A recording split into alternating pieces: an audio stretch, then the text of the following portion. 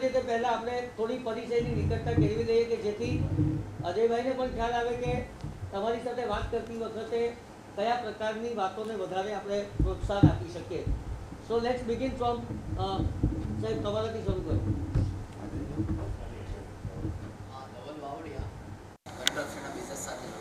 કન્સ્ટ્રક્શનની આ વિષય પર તમારી કોઈ અપેક્ષા હોય તો પણ કહેજો. અજયભાઈ પાસેથી શું અથવા તો આ જે સબ્જેક્ટ છે જીઓપોલિટિકલ ઇકોનોમી ઇક્વેશન્સ, એટલે અત્યારે દિવસે ને દિવસે અત્યારે નવી સાઈડો બધા લોકો ઓપન તો કરે છે, પણ આ ટેક્સટાઇલ ડાયમંડના વધારે વેપારીઓ સુરતમાં રહેતા હોય છે, તો બંનેની અત્યારે સિચ્યુએશન વિન વિન છે, તો એને લઈને ઘણો બધો પ્રોબ્લેમ ઇશ્યુઝ આવે. રાઈટ. નેક્સ્ટ કનેરિયાજી. અમિત કનેરિયા, કન્સ્ટ્રક્શનના બિઝનેસમાં ઇન્વોલ્વ. Very good. સાહેબ સમજની કે પ્રશ્ન એટલે તમારે तुषार पटेल, यान मैन्युफैक्चरिंग. યાન મેન્યુફેક્ચર કઈ અપેક્ષા તમારે આ પર્ટિક્યુલર પ્રોગ્રામથી? Knowledge sharing. Very good. Vishal Tiwari, textile business से रिलेट करता हूँ. अभी एमएसएमई का जो 45 डेज का पूछा उसमें आपका क्या अभिप्राय है वो थोड़ा बताइए. Okay okay. नेक्स्ट. वैसे मुझे जो सब्जेक्ट दिया गया है that is geopolitical equation. Rohit Gadodia, textile business से जुड़ा हुआ हूँ और just for the sake of knowledge. Very good. Yeah. Knowledge sharing. Knowledge gaining is always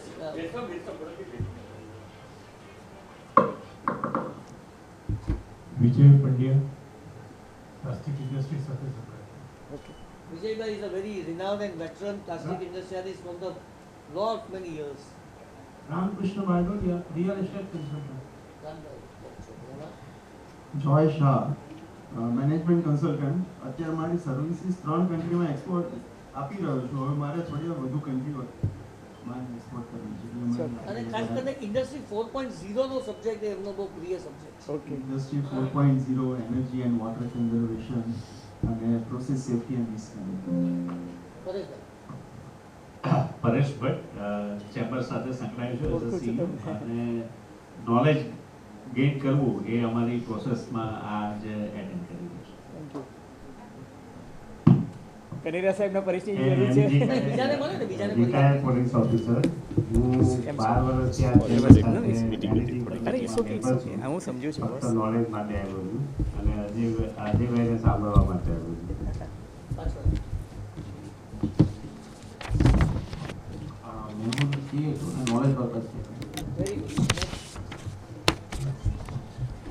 Ashutosh Bajaj, knowledge के लिए. Thank you. जगदीप बजाज, मेरा नीटिंग का काम है, मैन्युफैक्चरिंग है और नॉलेज पर्पस के लिए है. पर फ्यूचर में एक्सपोर्ट का अगर कोई चांस मिले तो. Dr. Anil Saraogi, please introduce yourself and your expectation from this program. I am Dr. Anil Saraogi. I am group chairman of Chamber of Commerce and I have been associated with this Surat Economic Forum since beginning. Knowledge તો ઠીક છે, આજે બીજે ખાસ સાંભળવા માટે આવેલું છું. Thank you. આગળ જાઓ. सर एक चीज और ऐड करना चाहता जी, जी। हूँ. न्यू वर्ल्ड ऑर्डर की बातें बहुत होती हैं और कॉन्स्पिरेसी थियरीज भी बहुत सारी चलती है, तो उसके ऊपर भी थोड़ा प्रकाश डालेंगे तो अच्छा रहेगा सर. ठीक है. હા એ ડેટા લઈ લે. પાછળથી આપજો. બેક સાઈડ છે બધા આગળ લઈ લો ને, આગળ આવી જાય બધા. એ 1 2 3 4 નીરવથી આપો. નીરવ. ગૌરવને કે આગળ આવો ને ભાઈ. નીરવ માંદેવાલા, અજય સર આવ્યા છે એટલે મેં સાંભળ્યું. Thank you. Next. Naveen Kothari, textile उनको दीजिए. હા હું એ જ કહું. मैडम.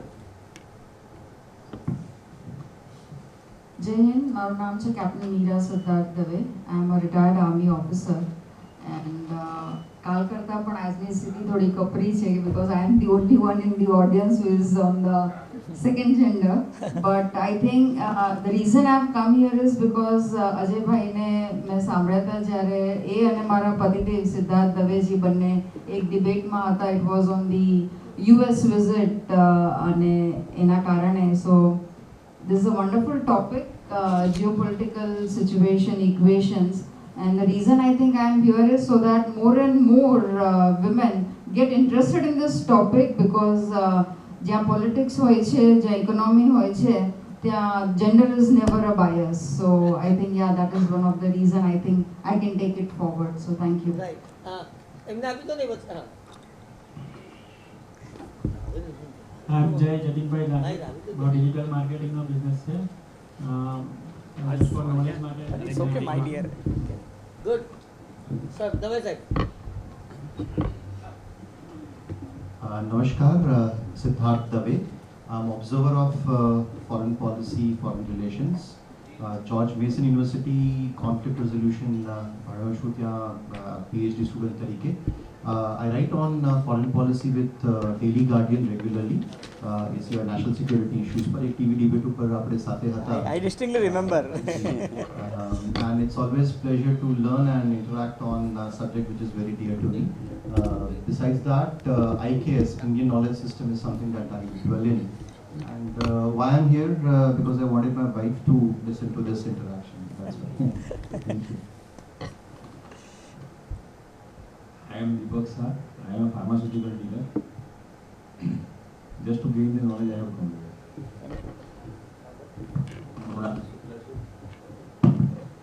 STCCI.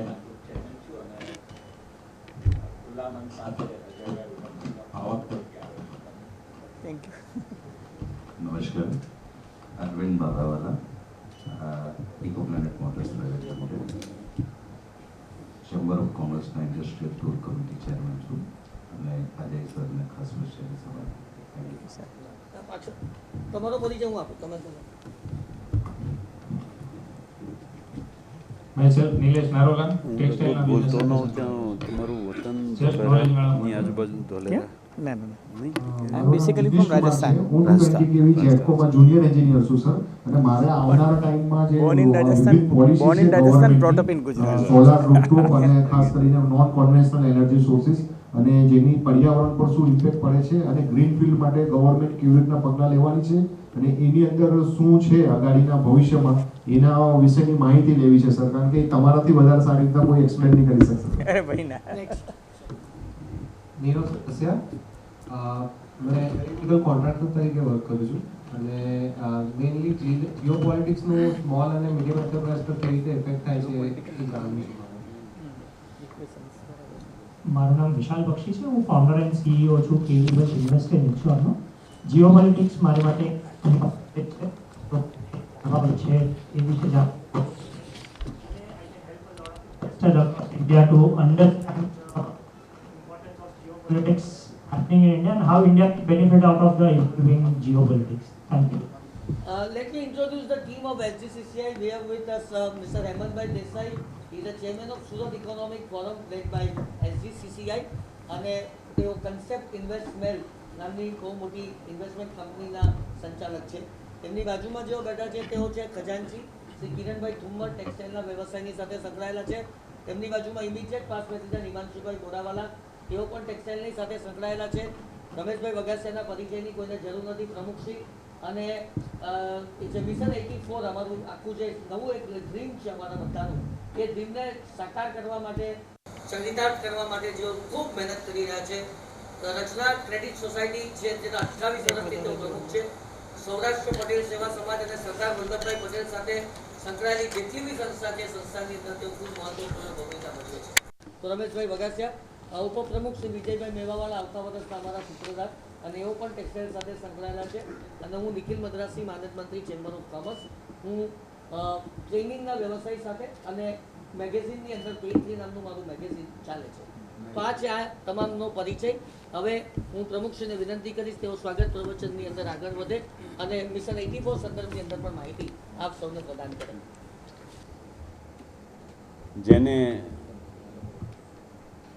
સાંભળવાની આપ આતુરતાપૂર્વક રાહ જોઈ રહ્યા છો અને જેનો સાંભળવો એક લાહવો છે, જ્ઞાન પ્રાપ્તિનો એક બહુ મોટો હાઈવે છે, જે આપણા સૌના લાડીલા અને નવગુજરાત સમીના ગ્રુપ એડિટર દિવ્ય ભાસ્કરમાં પણ ઘણા વર્ષો સુધી જે એમણે પ્રમુખ સેવાઓ ઉપલબ્ધ કરાવી છે એવા આપણા આજના સ્પીકર, મુખ્ય મહેમાન અને હું જેનો વર્ષોથી વાચક છું એવા અજયભાઈ ઉમટ સાહેબ, આપનું હૃદયના ઉમળકાથી સ્વાગત કરીએ છીએ. આપ સૌને આપને આવકારીએ છીએ. અમારા ઉત્સાહી વાઇસ પ્રેસિડેન્ટ માનની શ્રી વિજયભાઈ મેવાવાલા, મારા આઈપીપી અને માર્ગદર્શક માનની શ્રી હિમાંશુભાઈ બોડાવાલા, સતત મહેનત કરતા અને સંસ્થાને નવી ઊંચાઈ આપવા માટે રાત દિવસ પાછું વાળીને જોયા વગર કામ કરતા માનદ મંત્રી માનની શ્રી નિખિલભાઈ મદ્રાસી, સંસ્થાના કોષાધ્યક્ષ અને કોષ વધારવામાં સતત મહેનત કરે છે અને પ્રમુખને એટલી અવેલેબિલિટી ઓફ ફાઇનાન્સ થાય તો એક્ટિવિટીઝ વધારી શકાય એવી ભાવના સાથે કામ કરતા ભાઈ શ્રી કિરણભાઈ ઠુમ્મર, સુરત ઇકોનોમિક ફોરમના લીડ મેન એવા કન્સેપ્ટ ઇન્વેસ્ટવેલના ભાઈ શ્રી હેમંતભાઈ દેસાઈ, M84ના CEO માનની શ્રી પરેશભાઈ ભટ્ટ, આમંત્રિત આપ સૌ મહાનુભાવો, આપ સૌનું સ્વાગત કરું છું, આપ સૌને આવકારું છું. મિત્રો, સુરતની ધરતી એક એવી વિશેષ ધરતી છે કે જ્યાં આખા ભારતના કે દુનિયાના કોઈ પણ ભાગ ઉપરથી આવીને વસેલા લોકો સુરતી થઈ જાય છે. અને સુરતીની વ્યાખ્યા એટલે ગમે તેવા પ્રોબ્લેમમાં પણ, મુશ્કેલીમાં પણ બસ આનંદથી રહેવું, સમય પસાર કરવો, એકબીજાને સહયોગ આપવો, સહકાર આપવો અને વિકાસના માર્ગ પર આગળ વધવું. આવી આ ધરતી ઉપર અજયભાઈનું ખાસ સ્વાગત છે. આપણે એમને આવકારીએ છીએ. ધી સધન Gujarat chamber of commerce and industry સાહેબ 84મા વર્ષમાં પ્રવેશ્યું 21મી ઓક્ટોબર 2023ના રોજ. વ્યક્તિ 84મા વર્ષમાં પ્રવેશે ત્યારે કેવી હોય, વિઝડમ કેવું હોય, એના અનુભવોનું ભાથું બીજાને લાભકારક થાય એવી અપેક્ષા અન્ય લોકોને હોય. અને એમણે જે કરેલા કાર્યો છે એમનો છાંયડો અનેક લોકોને મળતો હોય એવું હોય, સ્વાભાવિક છે. અને એવું જ સધન ગુજરાત ચેમ્બર ઓફ સાથે બન્યું છે. એમણે જે વટવૃક્ષ આ બિઝનેસને ઇન્ડસ્ટ્રીના ફિલ્ડ માટે જે બનાવ્યું છે એનો છાંયડો અનેક લોકોને મળી રહ્યો છે અને એનો લાભ લઈને અનેક લોકો વિકસી રહ્યા છે. ત્યારે આ 84મા વર્ષમાં પ્રવેશેલી આ સંસ્થાના પ્રમુખ બનવાનું સદભાગ્ય મને પ્રાપ્ત થયું છે અને મને સૌએ સાથે મળીને બિનહરીફ પ્રમુખ બનાવ્યો એ માટે હું ગૌરવાન્વિત હોવાનું ફીલ કરું છું, અનુભવ કરું છું, અનુભૂતિ કરું છું. ત્યારે 84મા વર્ષમાં સાહેબ, આપ તો ઇતિહાસ સાથે પણ સંકળાયેલા છો. સુરતના બંદર ઉપર 15મી, 16મી, 17મી સદીમાં 84 દેશના વાવટા ફરકતા હતા એવું હું ભણ્યો છું. મારી આજુબાજુ જે પણ ભણ્યા હશે એ પીરિયડમાં, એ અભ્યાસમાં બધું આવતું હતું. ઇતિહાસના ખાખા ખોળા કરતા ને પાના ઉખેલીએ તો ખબર પડે કે એ સમયમાં 84 દેશના વાવટા એટલા માટે હતા કે international trade was there in huge quantum at that time. અને ટેકનોલોજી કંઈ નહોતી, કમ્યુનિકેશનના સાધનો નહોતા, છતાં પણ આ વેપાર થતો હતો. એનું કારણ છે કે આ સુરતી પ્રજાના બ્લડમાં આ વેપાર હતો. અને સુરતી, ગુજરાતી, ભારતીય લોકો એટલો વેપાર કરતા હતા કે દેશ દુનિયાભરમાંથી લોકો ખેંચાઈને સુરતના બંદર ઉપર આવીને ભારતમાં પ્રવેશતા હતા. Unfortunately British also came in ruled us, but the wealthy Surat was at that time which is attracting the people from entire the world.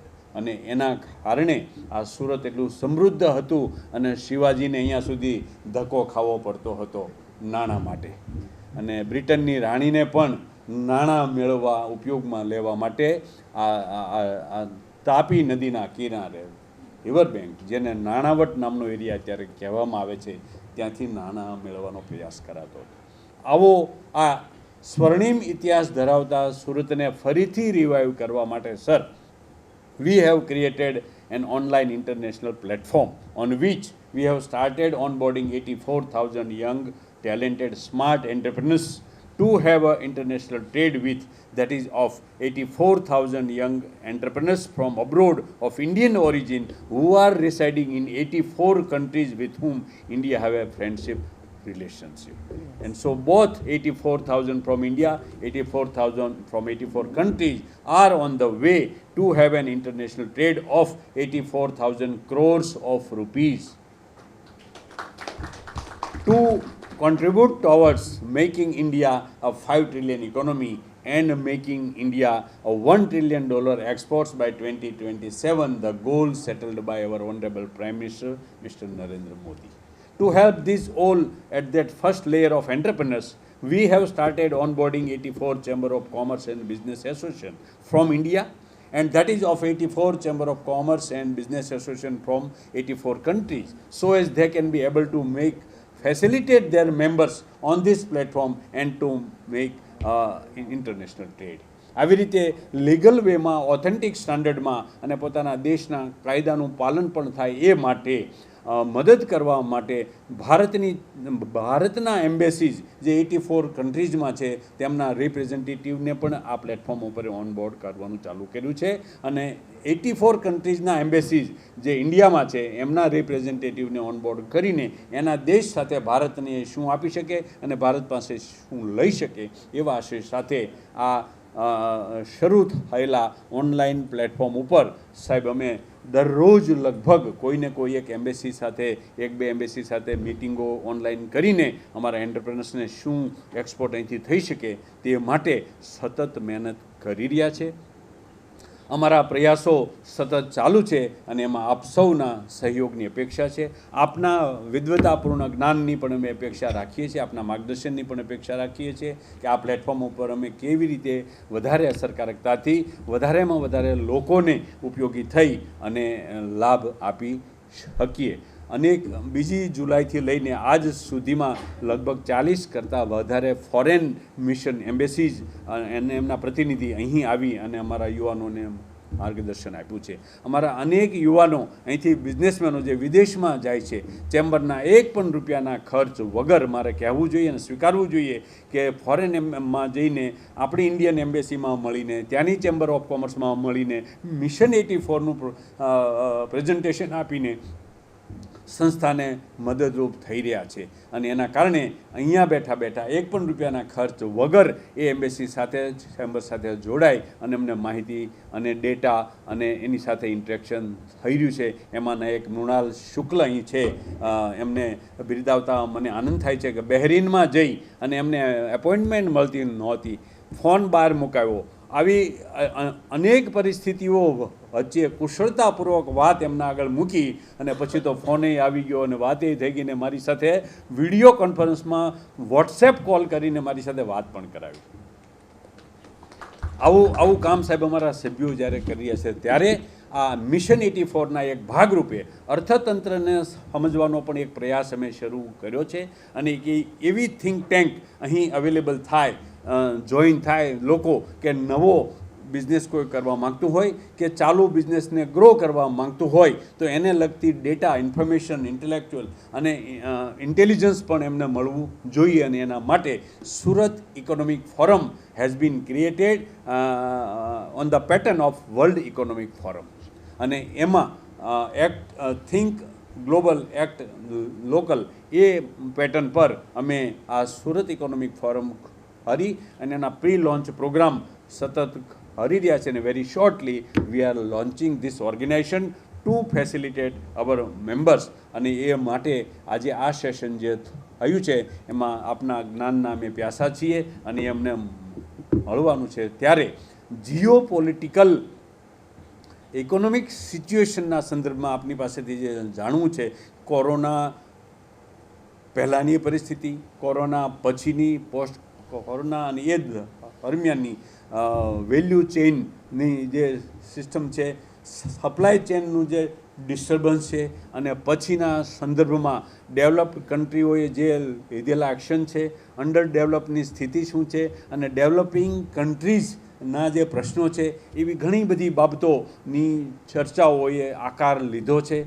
G20ની હમણાં જ પ્રેસિડેન્સી ભારતે જ્યારે કરી છે અને એમાં પણ ખાસ કરીને આ બધા દેશોમાં ભારતની પ્રભાવકતા ક્યાં શું છે એ જે આપવાનો, બતાવવાનો અને મૂકવાનો પ્રયાસ થયો છે અને એમાંય ખાસ કરીને હું જાણું છું ત્યાં સુધી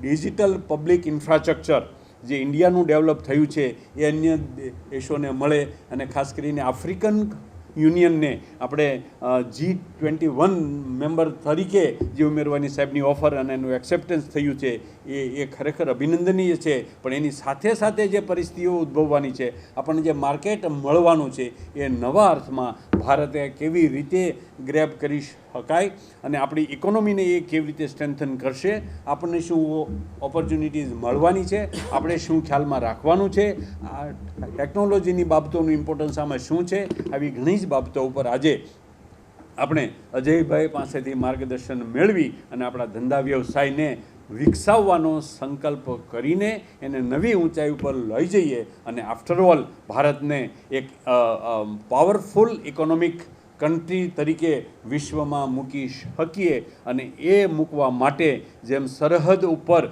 સૈનિક લડે, સોલ્જર લડે, એવી રીતે આપણે ઇકોનોમીના એક સૈનિક બનીને ઇન્ડિયન ઇકોનોમિક સોલ્જર તરીકે કામ કરીએ, નહીં માત્ર ધંધા વ્યવસાય તરીકે. પણ આપણી ફરજ, નીતિ અને અનુશાસનને અનુસરીને આપણે એક ઇકોનોમિક સોલ્જર તરીકે કોન્ટ્રીબ્યુશન આપીએ, એવા ભાવ સાથે આયોજિત થયેલી આ મિટિંગમાં આપ સૌનું ફરી સ્વાગત કરી વિરમું છું. Thank you very much.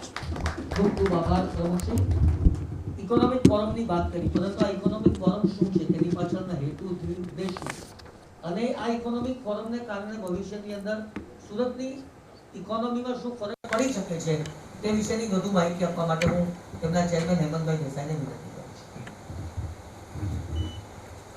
Good evening. Surat economic ફોરમની કલ્પના આપણા પ્રમુખ શ્રી રમેશભાઈ વઘાસિયાની છે.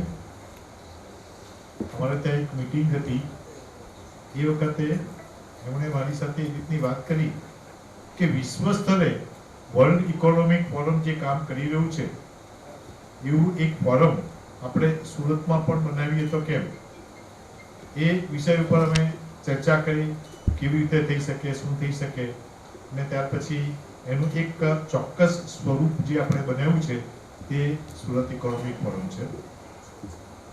સુરત ઇકોનોમિક ફોરમનો મુખ્ય હેતુ શું છે કે સુરત અને દક્ષિણ ગુજરાતનો આર્થિક વિકાસ ખૂબ ફાસ્ટ થાય, વધારે સરળતાથી થાય તેવી કન્ડ્યુસિવ ઇકોસિસ્ટમ બનાવવી.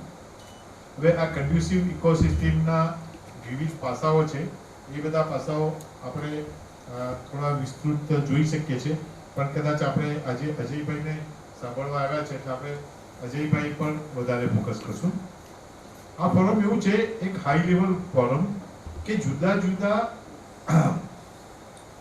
ઇકોસિસ્ટમના પાર્ટનર્સ, એમાં બિઝનેસમેન આવે, પોલિસી મેકર્સ આવે, એક્સપર્ટ્સ આવે, જર્નાલિસ્ટ આવે, એ બધા એક જ પ્લેટફોર્મ પર ભેગા થાય અને સંવાદ કરે, વિષય બાબતોમાં ચર્ચા કરે અને તેમાંથી કંઈક એવા નિર્ણયો લેવામાં આવે કે જે નિર્ણયોને કારણે આ ઇકોસિસ્ટમ વધારે સારી રીતે કામ કરી શકે. આ એક જાતની થિંક ટેન્ક છે કે જેની અંદર dialogue, collaboration, idea sharing for fostering economic growth and development.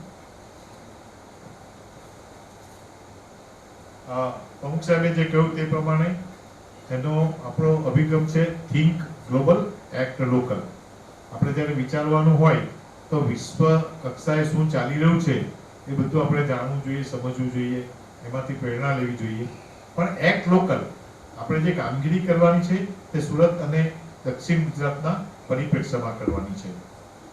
હવે સુરત ઇકોનોમિક ફોરમના પર્પસ એટલે હેતુની જો વાત કરીએ તો એમાં આપણે મેળવવા છે tailored solution, local relevance, collaboration and partnership, policy alignment, cultural exchange and understanding, regional integration, crisis management, promotion and comparative advantage, policy experimentation and understanding. આ બધા હેતુઓ છે, એના વિશે અમે એક આખી કન્સેપ્ટ નોટ બનાવેલી છે અને એ કન્સેપ્ટ નોટ પર કોઈકને વધારે વિસ્તૃત ચર્ચા કરવી હોય તો આપણે કરી શકીએ છીએ. અને તેના અમલ માટે આપણે જુદા જુદા કાર્યક્રમો કરીએ, જેવી કે આજની આ મીટિંગ છે, સેમિનાર અને panel discussion, workshop, policy debates and round tables, રેકમેન્ડેશન્સનું લિસ્ટ તૈયાર કરીએ, રિસર્ચ કરાવીએ અને એના રિપોર્ટ તૈયાર કરાવીએ, અને એક્ઝિબિશન શોકેસીસ, આમ જો જોવા જઈએ તો જે ચેમ્બરના જે જુદા જુદા કાર્યક્રમો છે તે જ પ્રકારના કાર્યક્રમો આમાં પણ આપણે કરી રહ્યા છીએ. સુરત ઇકોનોમિક ફોરમ એક એવું બેટલ ગ્રાઉન્ડ છે કે જ્યાં ઇકોનોમિક થોટ્સને આપણે વધારે ને વધારે ડિબેટ કરીએ અને એની અંદરથી જુદી જુદી વસ્તુઓને આપણે એસ્ટાબ્લિશ કરીએ કે જે અલ્ટિમેટલી આપણી ઇકોનોમિક સિસ્ટમને મજબૂત બનાવે. તો આવા હેતુસર આપણે સુરત ઇકોનોમિક ફોરમની સ્થાપના કરવા જઈ રહ્યા છીએ. આજનો જે આપણો વિષય છે એ વિષય છે જીઓ પોલિટિકલ ઇકોનોમિક ઇક્વેશન. હવે જીઓ પોલિટિકલમાં વિશ્વ સ્તરે શું થઈ રહ્યું છે બધાને ખ્યાલ છે. ભારત એક મજબૂત અર્થતંત્ર તરીકે બહાર આવ્યું છે અને આપણી પાસે એક સારી લીડરશિપ એસ્ટાબ્લિશ થયેલી છે. તો હવે એમાંથી આપણે એવું તો શું કરવું જોઈએ કે જેથી આપણા આ વિસ્તારનો વિકાસ ખૂબ સારી રીતે થાય. એવા ખાસ પ્રયત્નથી આપણે આજના મુખ્ય મહેમાન શ્રી અજયભાઈ ઉમટને બોલાવેલા છે અને આપણે એમને સાંભળીએ.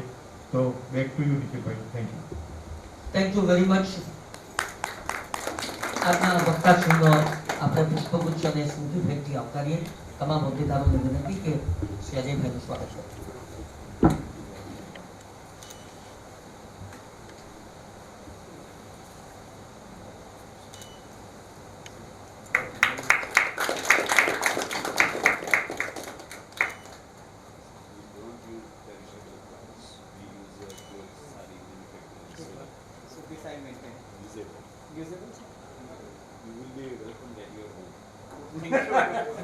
I'm sure my wife would love it.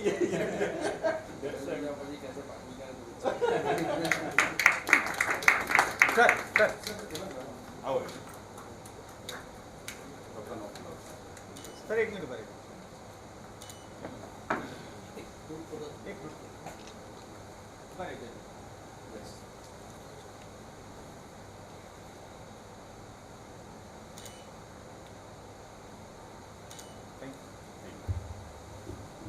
મિત્રો, ગુજરાતનો વિનાશકારી ભૂકંપ વર્ષ 2001, અક્ષરધામ પરનો આતંકવાદી હુમલો ગુજરાતના કોમી રમખાણો એ 92 ના હોય કે 2002 ના હોય, પરંતુ આ બધી જ ઘટનાઓની અંદર બ્રેકિંગ સ્ટોરીઝનો શ્રેય કોઈને જે જતું હોય તો તે શ્રી અજયભાઈ ઉમટને છે.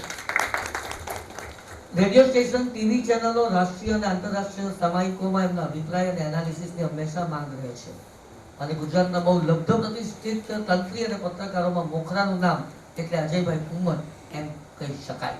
રાષ્ટ્રીય પત્રકાર છે એટલે એમની પાસેથી અપેક્ષાઓ પણ બહુ હોય. તેઓ નિર્ભીક રીતે લખે છે અને લખે ત્યારે ભલભલાને ઊભા કરી દે એવી રીતે લખે છે. એમના એ તંત્રી લેખો વાંચવા જેવા હોય છે અને જે વર્ગ અત્યારે બોલી નથી શકતો અથવા તો જે સહન નથી કરી શકતો તેવા લોકોને વાચા આપવાનું કામ અજયભાઈ કરે છે. તમે નહીં બોલી શકતા તો તમે તમારા વિચારો એમને કહો અને એમને યોગ્ય લાગે તો એ ચોક્કસ એ પત્રકાર તરીકે અખબારની અંદર સ્થાન આપે છે. આવા નિર્ભીક પત્રકારો બહુ ઓછા રહ્યા છે. એ જમાનો આખો બદલાયો છે, પરંતુ એ જૂના જમાનાની મિસાલ કાયમ રાખનારો માણસ એટલે અજયભાઈ ઉમટ. એટલે વધુ પરિચય નથી આપતો, પણ લગભગ ગુજરાતના બધા જ અખબારોની અંદર તેઓ અલગ અલગ પોઝિશન પર કામ કરી ચૂક્યા છે. એક મીડિયામેન તરીકે મને પણ એમનો બહુ વિશાળ અનુભવ છે અને અમે તો જ્યારે એક માર્ગ ભટકી જતા હોઈએ ને ત્યારે આવા મિત્રોનો સહારો લઈને અમારો નવો માર્ગ પસંદ કરતા હોય છે. તો ચાલો આપણે સાંભળીએ Ajaybhai ઉમટને.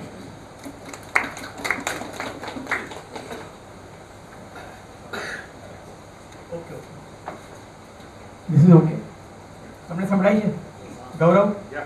Okay. Thank you very much. First of all, thank you very much to Surat Chamber of Commerce. અને મને તો એવું લાગે છે કે જાણે હું દાવોસમાં જ આવી ગયો છું, કારણ કે દાવોસ ઇકોનોમિક ફોરમ જે છે મેં અટેન્ડ કરી છે ને દાવોસ ઇકોનોમિક ફોરમ જે છે ને એનું જનરલ એક લેક્ચર અલગ હોય છે ને પછી ગ્રુપ મિટિંગ્સ થતી હોય છે અને ગ્રુપ મિટિંગમાં લાઇક માઇન્ડેડ લોકો ભેગા થતા હોય છે. So I am happy that most of the people are here for the purpose of knowledge sharing.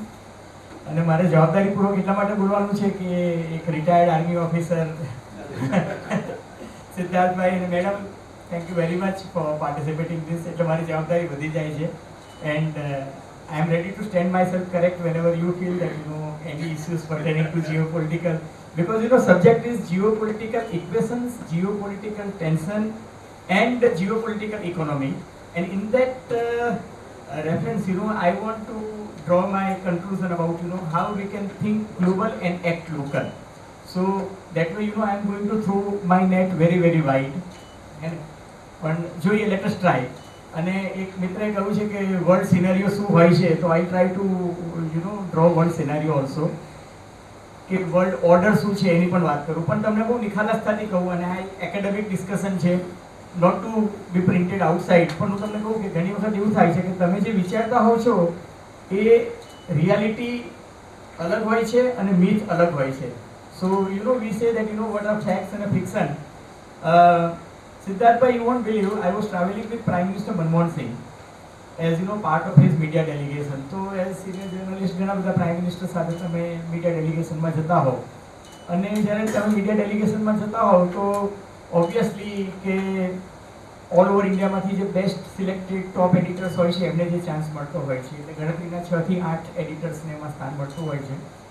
And we were travelling from Delhi to South Africa.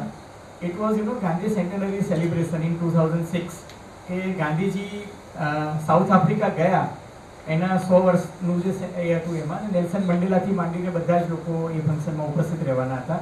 So we were suppose to go from Delhi to Pretoria, પ્રિટોરિયાથી Durban, ડર્બનથી Phoenix જે ગાંધીજીનો આશ્રમ હતો ત્યાં, અને ત્યાંથી પછી જોહાનિસબર્ગમાં Nelson મંડેલાને મળવાનું હતું.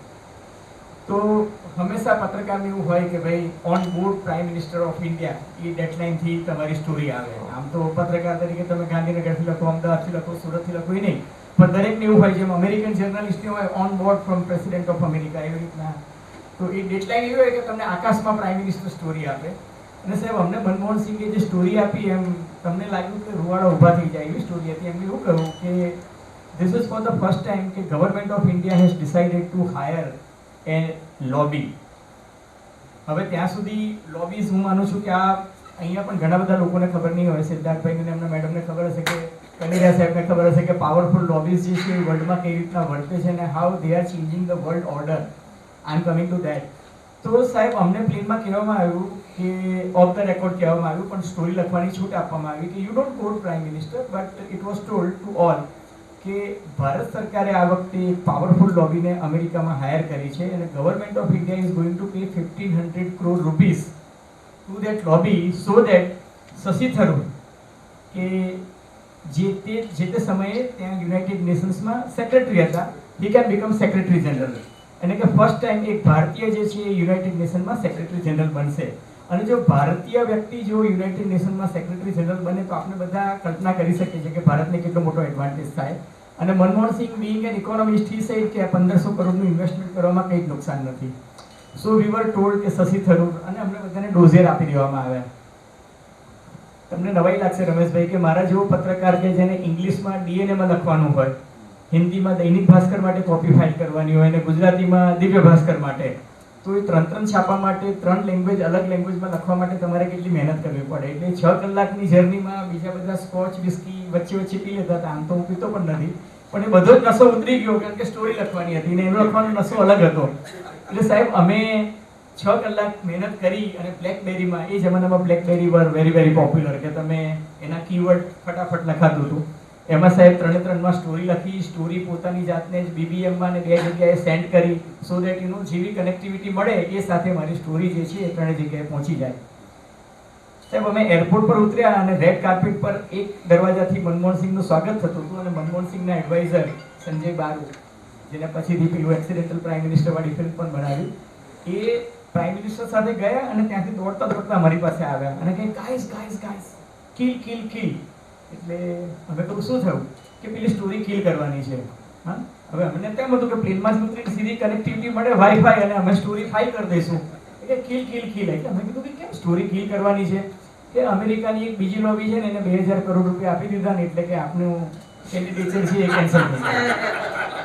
હવે સાહેબ, તમે વિચારો કે ભારત સરકાર કોઈ એક પોઝિશન લેવા માટે યુનાઇટેડ નેશન્સમાં લોબીને આટલા ચૂકવે છે, અને છતાં પણ તમારું કેન્ડિડેચર નથી થતું, અને કે મિસ્ટર બાન કી મૂન જે છે એનું કેન્ડિડેચર સાઉથ કોરિયાના છે એનું આવી ગયું. હવે અમે બધાને થયું કે સારું આ કેમ થયું? તો અમે રાતના પછી મનમોહન સિંહને ઓફ ધ રેકોર્ડ ભાઈ તમે સ્ટોરી આપી છે, તુમને દર્દ દિયા था, तुम्हें दवा दो, क्या કેમ આવું કર્યું યાર, અમારી તો સ્ટોરી કિલ થઈ ગઈ આ તે. તો મનમોહન સિંહે કહ્યું કે ભાઈ હકીકતમાં એવું હતું કે આપની લોબીને હાયર કરી હતી ને બધું જ કન્ફર્મ થઈ ગયું હતું ને યુરોપ છે, બીજા બધા ચાઇના, રશિયા, બ્રિક્સ કન્ટ્રીઝ જે હોય, Brazil, Russia, India, China, south Africa, આ બધા લોકોને પણ આપણે વિશ્વાસમાં લીધા હતા. અમેરિકાએ પણ કહ્યું હતું કે ઓકે ચલો અમને વાંધો નથી.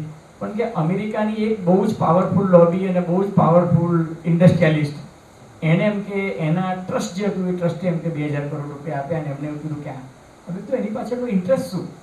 એને કહ્યું કે ઇન્ટરેસ્ટ એ છે કે $175 બિલિયન જે છે એ આફ્રિકન, સબસહેરન, લેટિન અમેરિકન કન્ટ્રીઝમાં ટાઇફોઇડ, એઇડ્સ અને મલેરિયાના રિસર્ચ અને એની દવાઓ વેચવા માટે ખર્ચાવાના છે. એટલે એ બજેટ જે છે એ ફાર્માસ્યુટિકલ કંપની, જે 3 દુનિયાની ટોપ મોસ્ટ ફાર્માસ્યુટિકલ કંપની છે, એના ફાળે કે $175 બિલિયન જાય. એટલા માટે એ લોબી અને ટ્રસ્ટ જે છે, જેની અમેરિકન સરકારમાં બહુ ચોક છે, એને વાપર્યું છે અને કે હવે ફંડ જે છે ત્યાં વપરાશે. ઇમેજિન કે યુનાઇટેડ નેશન્સના સેક્રેટરી જનરલની પોસ્ટ પણ જો દેશમાં વિચારતી હોય આખા વિશ્વમાં, તમે વિચારો કે વર્લ્ડનો ઓર્ડર જે છે એ કોણ ચલાવે છે, એ કોણ ચલાવે છે. એટલે અત્યારે જે છે ને આપણે વર્લ્ડમાં જે જોઈ રહ્યા છે ને એ એક પ્રકારના યુદ્ધ જે જમીન પર લડાઈ રહ્યું છે, બરાબર છે. એક તરફ તમે જુઓ કે રશિયા અને યુક્રેન વચ્ચે યુદ્ધ થઈ રહ્યું છે, બીજી બાજુ ઇઝરાયલ, હમાસ, પેલેસ્ટાઇન, ગાઝા પટ્ટીનું જે યુદ્ધ થઈ રહ્યું છે તે. ત્રીજું અમેરિકા, જેની દાદાગીરી એ છે because you know the sellers and soldiers of America can travel anywhere and can fight anywhere. અમેરિકાની દાદાગીરી એ છે કે એને એવું કહ્યું છે કે we have started a war without deadline and without deadline. એનું કારણ એ કે જોર્ડન અને સિરિયાની બોર્ડર વચ્ચે ટાવર 22 ખાતે અમેરિકાના 3 સોલ્જર, માત્ર 3 સોલ્જર પર ડ્રોન એટેક થયો અને એમાં અમેરિકાના 3 સોલ્જરની ડેથ થઈ. એના કારણે America has also declared A war.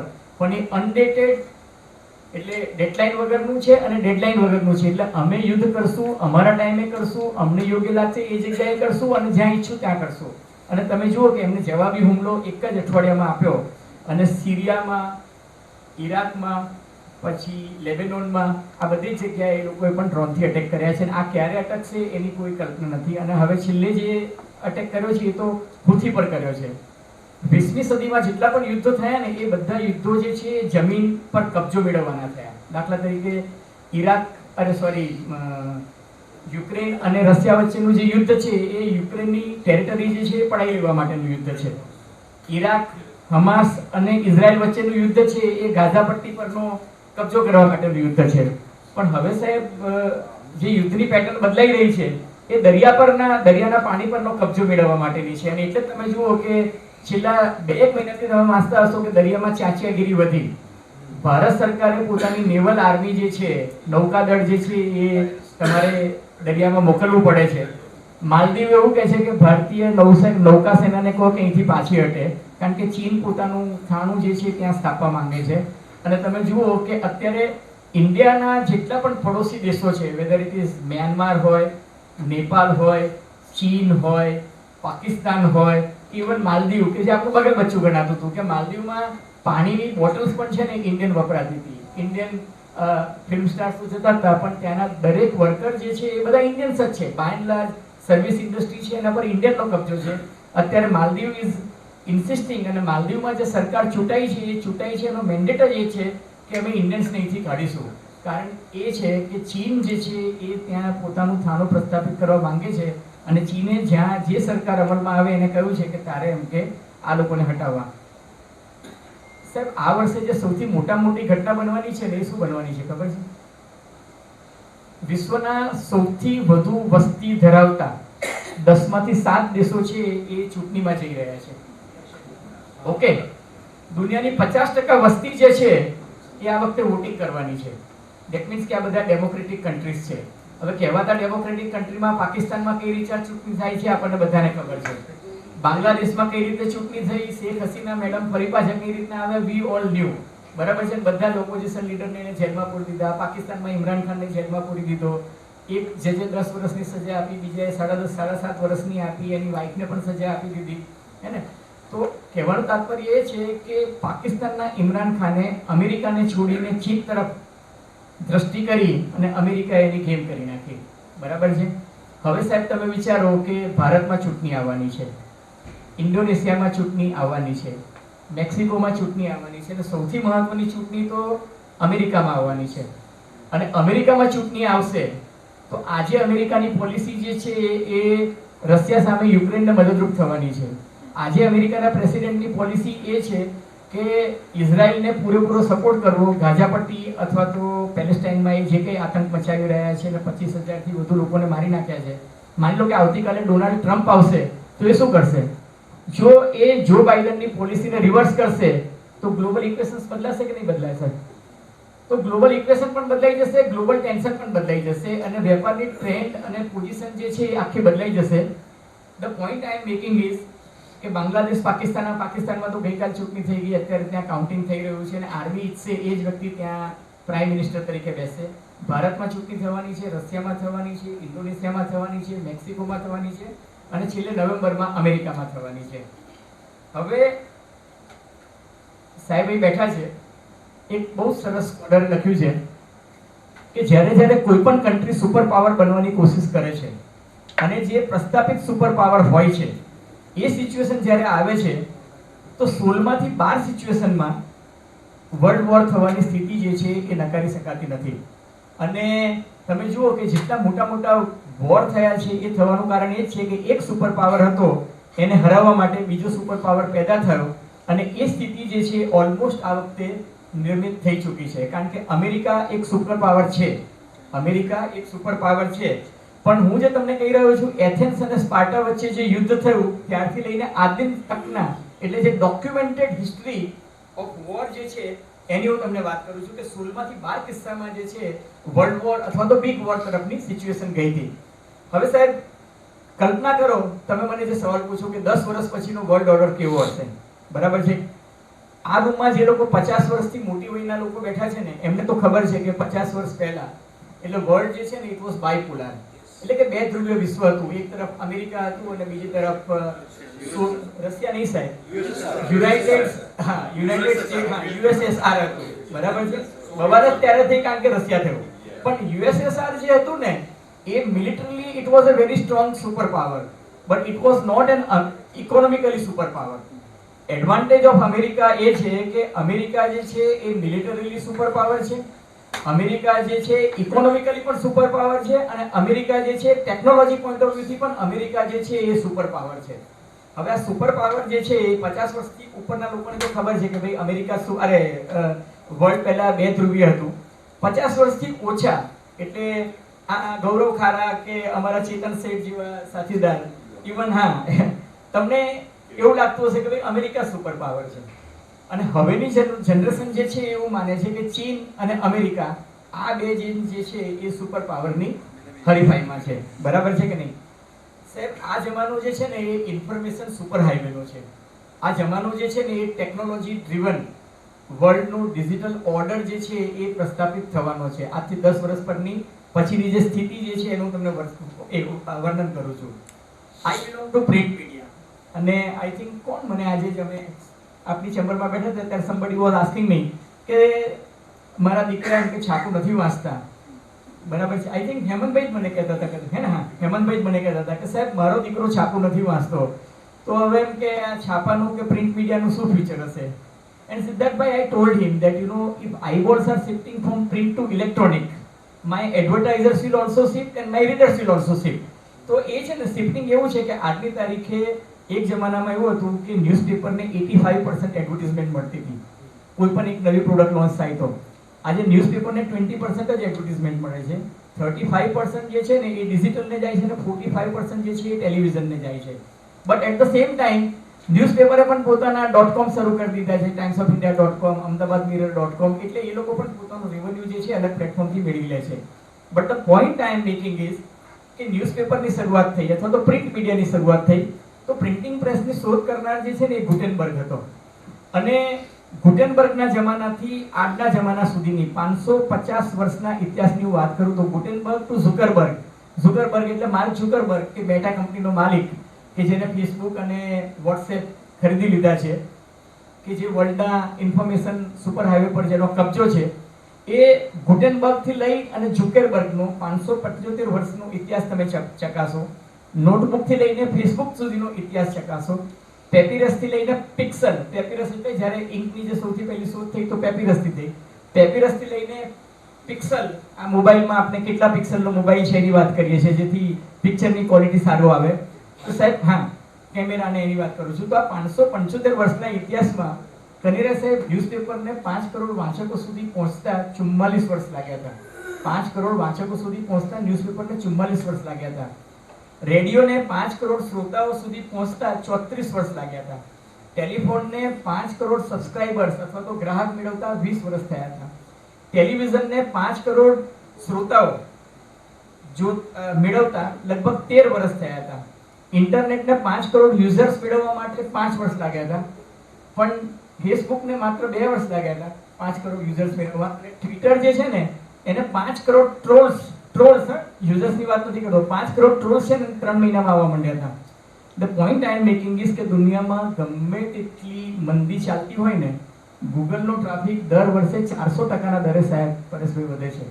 એનો અર્થ એ કે ઇન્ફોર્મેશન સુપર હાઈવેમાં લોકોને ઇન્ફોર્મેશન તો જોઈએ જ છે, લોકોને ન્યૂઝ જોઈએ છે, પણ લોકોનો અટેન્શન સ્પાન, જેમ આપણા સુપુત્રએ કહ્યું કે અટેન્શન સ્પાન ઘટી ગયો છે અને લોકો જે છે એ ન્યૂઝ છે ઇન શોર્ટમાં જોવાનું વધારે પસંદ કરે છે, પણ ઇન્ફોર્મેશનની ભૂખ તો છે.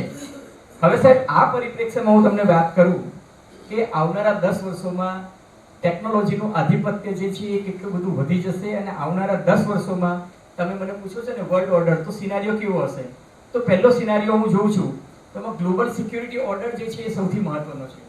હવે ગ્લોબલ સિક્યુરિટી ઓર્ડર તો શું છે? તો એક તરફ આજે અમેરિકા છે, અમેરિકાની સાથે નાટો છે, એટલે નાટો ઇન ધ સેન્સ કે યુરોપના લગભગ 28 જેટલા દેશો છે અમેરિકા સાથે છે, ઓસ્ટ્રેલિયા જે છે એ અમેરિકા સાથે છે, જાપાન જે છે એ પણ અમેરિકા સાથે છે. એટલે રશિયા અને યુક્રેન વચ્ચેનું યુદ્ધ થાય તો રશિયન જનરલ એવું માનતો હતો કે એક ડ્રેસ જે છે એ પહેરીને જશે અને બીજો ડ્રેસ એને પોતાની બેગમાં રાખ્યો હતો કે within 2 days 48 hours or 72 hours માં એમ કે આપણે તો વોર કોન્કર કરીને પાછા આવી જવાનું છે. That is what impression he had in his mind, but he did not realize કે ઇલોન મસ્ક જે છે એક એવી ટેકનોલોજી પૂરી પાડશે કે રશિયાથી જે કંઈ ડ્રોન ઉડે એને સેટેલાઇટથી એ તોડી પાડી શકશે. એક એવી ટેકનોલોજી પૂરી પાડશે કે જેથી રશિયા જે છે એ યુક્રેન પર સાયબર એટેક કરી જ નહીં શકે. એક એવી ટેકનોલોજી પ્રોવાઈડ કરશે કે જેનાથી કોમ્યુનિકેશન લિંક જે આખી ખોરવવાની વાત હતી એ ખોરવી જ નહીં શકે. અને બીજી બાજુથી આપ જાણો છો કે અમેરિકન આર્મી, યુકેની આર્મી, એ લોકો બેકસીટ ડ્રાઇવિંગ એવી રીતના કરતા હતા કે એમના જે વોરશિપ્સ હતા, 2 ઇમ્પોર્ટન્ટ વોરશિપ્સ જે છે અમેરિકાએ જ ઉડાડી દીધા અને પછી શાબાશીનો મેસેજ જે છે યુક્રેનના નૌસેનાને આપ્યો કે યુક્રેનની નૌસેના જે છે બહુ બહાદુરીપૂર્વક લડી રહી છે કે જુઓ એમ કે રશિયા જેવા સુપર પાવરના જહાજોને પણ એ ઉડાડી દે છે. એક પ્રકારની મજાક હતી જેને આર્મીમાં એ લોકો સટાયરમાં મેસેજ આપતા હોય છે. પણ 2 આર્મીના જવાનોએ પાછા પી ગયા છે 2 પેગ વધારે તો બોલી પણ ગયા કે it is we who did it.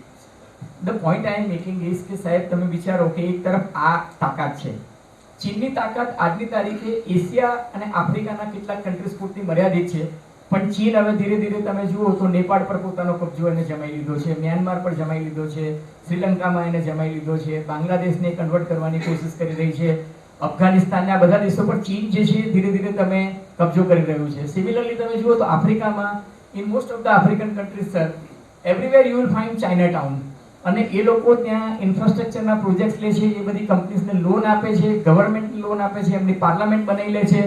I was in Ethiopia, I was in Tanzania, I was in African 15 conference, I was in South Africa. દરેક જગ્યાએ મેં જોયું કે ચાઇનાની પ્રેઝન્સ જે છે આ બધા દેશોમાં વધી ગઈ છે. તો સિનેરિયો એ છે કે અત્યારે એક તરફ એવું લાગે છે કે દુનિયાની મોટે ભાગની કન્ટ્રીઝ જે છે અમેરિકન અમ્બ્રેલાની નીચે પોતાની સિક્યુરિટી જે છે લેવાની કોશિશ કરી રહી છે. ઇન્ડિયા એઝ ભારત તરીકે નરેન્દ્ર મોદીને આવ્યા પછી એમને પોલિસીમાં એક પેરેડાઇમ શિફ્ટ આવ્યું છે કે ભાઈ અત્યાર સુધી ઇન્દિરા ગાંધી, જવાહરલાલ નહેરુના ટાઈમમાં એવું હતું કે વી બિલોંગ ટુ રશિયન બ્લોક. હવે વી આર સેઇંગ કે નો ભાઈ વી હેવ એ સ્પાઇન, અમારી કરોડરજ્જુ છે, અમારી કરોડરજ્જુ મજબૂત છે અને અમે સ્ટેન્ડ લઈ શકીએ છીએ. અમેરિકા રશિયા પર સેન્કશન મૂકે તો અમેરિકા ભલે મૂકે, એને યુરોપના દેશોમાં અને ભારત નથી માનતો. અને એના જ કારણે તમે જુઓ કે આ વખતે આપણને જે શેર બજારમાં તેજી દેખાય એનું કારણ એ છે કે ONGC છે, IOC છે, રિફાઇનરીઝ, HPCL, BPCL ના શેરો જે ઉચકાયા, કારણ કે આપણે એક તો રૂપી રૂબલમાં લિંક પણ કર્યું અને એને કારણે આપણને ફોરેન એક્સચેન્જ પણ વધારે મળ્યું અને મંદીમાં આપણી ઇકોનોમી જે છે તરી ગઈ. ભલે પેટ્રોલ ડીઝલના ભાવ આપણને ના ઘટ્યા, પણ બે મોટા એડવાન્ટેજ થયા કે રિઝર્વ બેંકને કારણે જે ઇન્ટરવેન્શન થયું એમાં ડોલરની સામે રૂપિયો જે છે 82-83 વચ્ચે સ્ટેબલ રહ્યો, હે ને. અને બીજી વસ્તુ એ છે કે આપણું ફોરેન એક્સચેન્જ જે છે એ વધ્યું, કારણ કે આપણે રશિયા સાથે એ કર્યું અને એથી પણ વધારે રિલાયન્સ જેવી કંપનીઓ પર સરકારે વિન્ડફોલ ટેક્સ પણ નાખ્યું, એટલા માટે કે એ લોકો રશિયાનું જે ક્રૂડ ઓઇલ આવતું હતું એ કરીને બીજા દેશોમાં વેચતા હતા અને એમાંથી જે પ્રોફિટ કમાતા હતા એને કારણે ભારત સરકારે એમની પર વિન્ડફોલ ટેક્સ નાખ્યો. But it was a win win situation for companies like Reliance, Essar, Nayara and also for government of India. એટલે આ એક સિનેરિયો છે કે જેમાં અમેરિકાની સાથે આ બધા છે. બીજો સિનેરિયો એ છે સાહેબ કે ચીન, રશિયા, ઈરાન, મિડલ ઈસ્ટ અને નોર્થ કોરિયા અને અફઘાનિસ્તાન જોડાય, પાકિસ્તાન આજે સરકાર બદલાય અને જોડાય તો મને નવાઈ નહીં લાગે, કારણ કે નવાઝ શરીફને કોણ કેટલું ફંડિંગ કરે છે એના પર ડિપેન્ડ કરે છે, કારણ કે એ તો ભીખનો કટોરો લઈને ઊભો જ છે.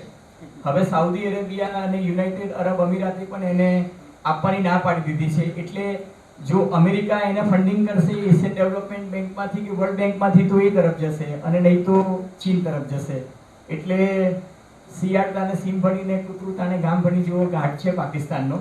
પણ આપણો નેબર વીક હોય ને એ આપણા માટે પણ એક ડેન્જર સ્થિતિ એવી છે કે પેલું કહે છે ને કે ખિસિયાની પેલી ખંભાનો છે, એટલે એને કંઈ નહીં મળે તો ભારત વિરોધી વિશ્વ કરશે. એટલે ઇટ ઓલ ડિપેન્ડ્સ કે ઇલેક્શનમાં શું જીતે છે ને અમેરિકન પોલિસી શું નક્કી થશે. પણ આ સિનેરિયો મને ચોક્કસ દેખાય છે કે ચીન જે છે એક અલગ ધરી રચવા જઈ રહ્યું છે. અને બીજું તમે જુઓ કે રશિયા અને યુક્રેન, અમેરિકાને એમ હતું કે યુક્રેનને મદદ કરી બેકસીટ ડ્રાઇવિંગ કરીને આપણે રશિયાને એક્સપોઝ કરીશું કે એ સુપર પાવર તરીકે સાવ ફેલિયર છે, પણ ચીન અત્યારે રશિયાની મદદે આવી ગયું છે. નોર્થ કોરિયા જે છે એ રશિયાની મદદે આવી ગયું છે. અને at the same time middle ઈસ્ટમાં જેટલા પણ મુસ્લિમ કન્ટ્રીઝ છે, ઇસ્લામિક કન્ટ્રીઝ, જે ઈરાન છે, ઇરાક છે, લેબેનોન છે, સિરિયા છે, all this middle east countries, Egypt, Qatar, આ બધા લોકો પણ જે અત્યારે રશિયા અને ચીનની છાવણી તરફ જઈ રહ્યા છે. એટલે વિશ્વ જે છે એ બે ભાગમાં અત્યારે વહેંચાયેલું છે. And that rift is visible. તમને ઉડીને આંખે વળગે એવી રીતના આ બે ભાગમાં વિશ્વ વહેંચાયેલું છે. હવે સાહેબ અત્યારે ચીન અને અમેરિકા બંને કટ્ટર દુશ્મન છે, બંને એકબીજાના કટ્ટર હરીફ છે. પણ સાહેબ તમને હું સ્ટેટિસ્ટિકલી કહીશ ને તો ચીન અને અમેરિકા વચ્ચે અત્યારે વેપારિક સંબંધો, બરાબર છે કે નહીં, બંનેના વેપારિક સંબંધો જે છે અત્યારે ચરમસીમા પર છે. એનો અર્થ એ કે at the end of the day colour of note is green. America અને ચીન બંનેને છે ને અલ્ટિમેટલી ડોલર કમાવામાં રસ છે અને એટલે જ બંને દેશોનો એકબીજા સાથેનો વેપાર પણ જે છે એટલો જ ગજબનો વધી રહ્યો છે અને બંનેનો ઐતિહાસિક ટોચ પર અત્યારે બંનેનો છે. પણ આટલું કહ્યા પછી હું તમને એ પણ કહું કે અમેરિકા જે છે એ તક મળે ચીનને ખતમ કરવા માંગે છે અને એટલા જ માટે ભારતની ઇકોનોમી જે મજબૂત થઈ રહી છે, હું તમને ઐતિહાસિક તથ્યો, દાખલા, દલીલ સાથે કહીશ કે કેમ થઈ રહી છે અને આના માટે ગ્લોબલાઇઝેશન કઈ રીતના જવાબદાર છે. અત્યારે સાહેબ સૌથી મોટી લડાઈ છે ને સેમિકન્ડક્ટર અને ઇમ્પોર્ટન્ટ મિનરલ્સ, એની પર કોનો કબજો આવે ને એ મહત્વનો છે. મોદી સાહેબ પણ પેલું ભૂવો ધૂને નાળિયેર ઘર તરફ નાખે એમ સેમિકન્ડક્ટર પ્લાન્ટ જે છે એ સાણંદમાં આવે છે, બરાબર છે. વેદાંતા ઇન્ડસ્ટ્રી જે છે એ સાણંદમાં આવે છે. માઇક્રોન જે છે એ સાણંદ નહીં તો ધોલેરા આવી રહ્યું છે. ઇલોન મસ્ક જે છે એની ટેસ્લા ગાડી એન્ટર થતા રહી ગઈ. ક્યાં એન્ટર થતા રહી ગઈ મને ખબર છે, પણ અત્યારે હું જાહેરમાં નથી કહેતો. પણ તમને બધાને કહી દઉં કે ટૂંક સમયમાં ટેસ્લા અને ઇલોન મસ્ક બંને ગુજરાત અને ભારતની મુલાકાતે આવી રહ્યા છે. એટલે આ કેટલું મોટું ડેવલપમેન્ટ થવાનું છે એનો તમને દાખલો આપતા કહું કે ઘણા બધાએ તમે સાંભળ્યું હશે કે ડિજિટલ ઓર્ડરની આપણે વાત કરીએ છીએ, પણ ડિજિટલ ઓર્ડરમાં પણ એક નવો એક વર્ડ જે છે એ કોઈ થયો છે, that is મેગ્નિફિસન્ટ 7. Now what is મેગ્નિફિસન્ટ 7? મેગ્નિફિસન્ટ 7 એ છે કે ગયા વર્ષે દુનિયાના બધા જ અર્થશાસ્ત્રીઓ એવી આગાહી કરી નાખી હતી કે ભાઈ આ વખતે 2023નું વર્ષ છે તો મંદીનું આવવાનું છે અને અમેરિકન ઇકોનોમીમાં તો જબરજસ્ત મંદી આવશે. એટલી મંદી આવશે કે અમેરિકાની બેંકો પણ ઉઠી જશે. અને આપણે બધાએ જોયું હતું કે ફેડરલ રિઝર્વ જે છે એ લોકોએ ઇન્ટરેસ્ટ રેટ જે છે અમેરિકાએ ઘણા વખતે વધાર્યો હતો. ફેડરલ રેટ્સ વધ્યા હતા અને ફેડરલ રેટ્સ વધ્યા એને કારણે ઘણી બધી બેંકો એવી હતી કે જે બેંકોએ કંઈ ખોટું નહોતું કર્યું, માધવપુરા અમદાવાદમાં થયું હતું કે ખોટું કૌભાંડ નહોતું કર્યું, છતાં પણ એ બધી બેંકો જે છે એના જે બોન્ડ yield જે હતા એ બોન્ડ yieldને કારણે બેંકો ડૂબી જાય એવી સ્થિતિ આવી હતી. અને એક બેંક જો ડૂબે તો એનાથી છે ને ચેઇન રિએક્શન, પત્તાના મેલની માફક એક સાથે 39 બેંકો ડૂબે એવી સ્થિતિ હતી ને ક્રેડિટ સ્વિસ તો ઓલમોસ્ટ ડૂબવાની આરે આવી ગઈ હતી. અને ત્યારે અમેરિકન ગવર્મેન્ટે જો બાઇડને પોતાની તિજોરી ટ્રેઝરી જે છે એ ખોલી નાખી અને એ લોકોએ બધી બેંકને બચાવી. એ એક આખી અલગ વાત છે, પણ હું તમને કહું છું કે એ અમેરિકાની ઇકોનોમી જે છે સાહેબ, જો બાઇડનનું પોપ્યુલર રેટ અથવા તો અપ્રુવલ રેટ જે છે it has gone down, but American economy has become very strong. ગયા વર્ષે અમેરિકાની ઇકોનોમી ઐતિહાસિક 2.56% પર ગ્રોથ થઈ છે. સાહેબ અમેરિકાનું જે સ્ટોક માર્કેટ છે ને એમાં આખા વિશ્વમાં સૌથી વધુ 27% ઉછાળો આવ્યો. હવે સાહેબ આ 27% ઉછાળો અમેરિકાના સ્ટોક માર્કેટમાં આવ્યો ને એમાં 55% યોગદાન માત્ર 7 કંપનીનું હતું. અને એ 7 કંપની એટલે મેગ્નિફિસન્ટ 7. આ 7 કંપનીઓ છે એપલ, એમેઝોન, પછી મેટા, પછી છે ગૂગલ. હું કહું છું, હું તો એક આખી એમને પેટર્ન સમજાવવા માંગુ છું. એપલ આપણે બધા યુઝ કરીએ છીએ, એમેઝોન આપણે બધાને ઘરે ડિલિવર થાય છે. એપલ, એમેઝોન, ગૂગલ આપણે બધા, અમે જ્યારે વિદ્યાર્થી તરીકે હતા સાહેબ ત્યારે આપણે ડિક્શનરી જોતા હતા. આજે સર્ચ એન્જિનની જગ્યાએ ડિક્શનરી તરીકે આપણે ગૂગલ જોઈએ છે. એટલે એપલ છે, એમેઝોન છે, ગૂગલ છે, માઇક્રોસોફ્ટ છે, ટેસ્લા છે.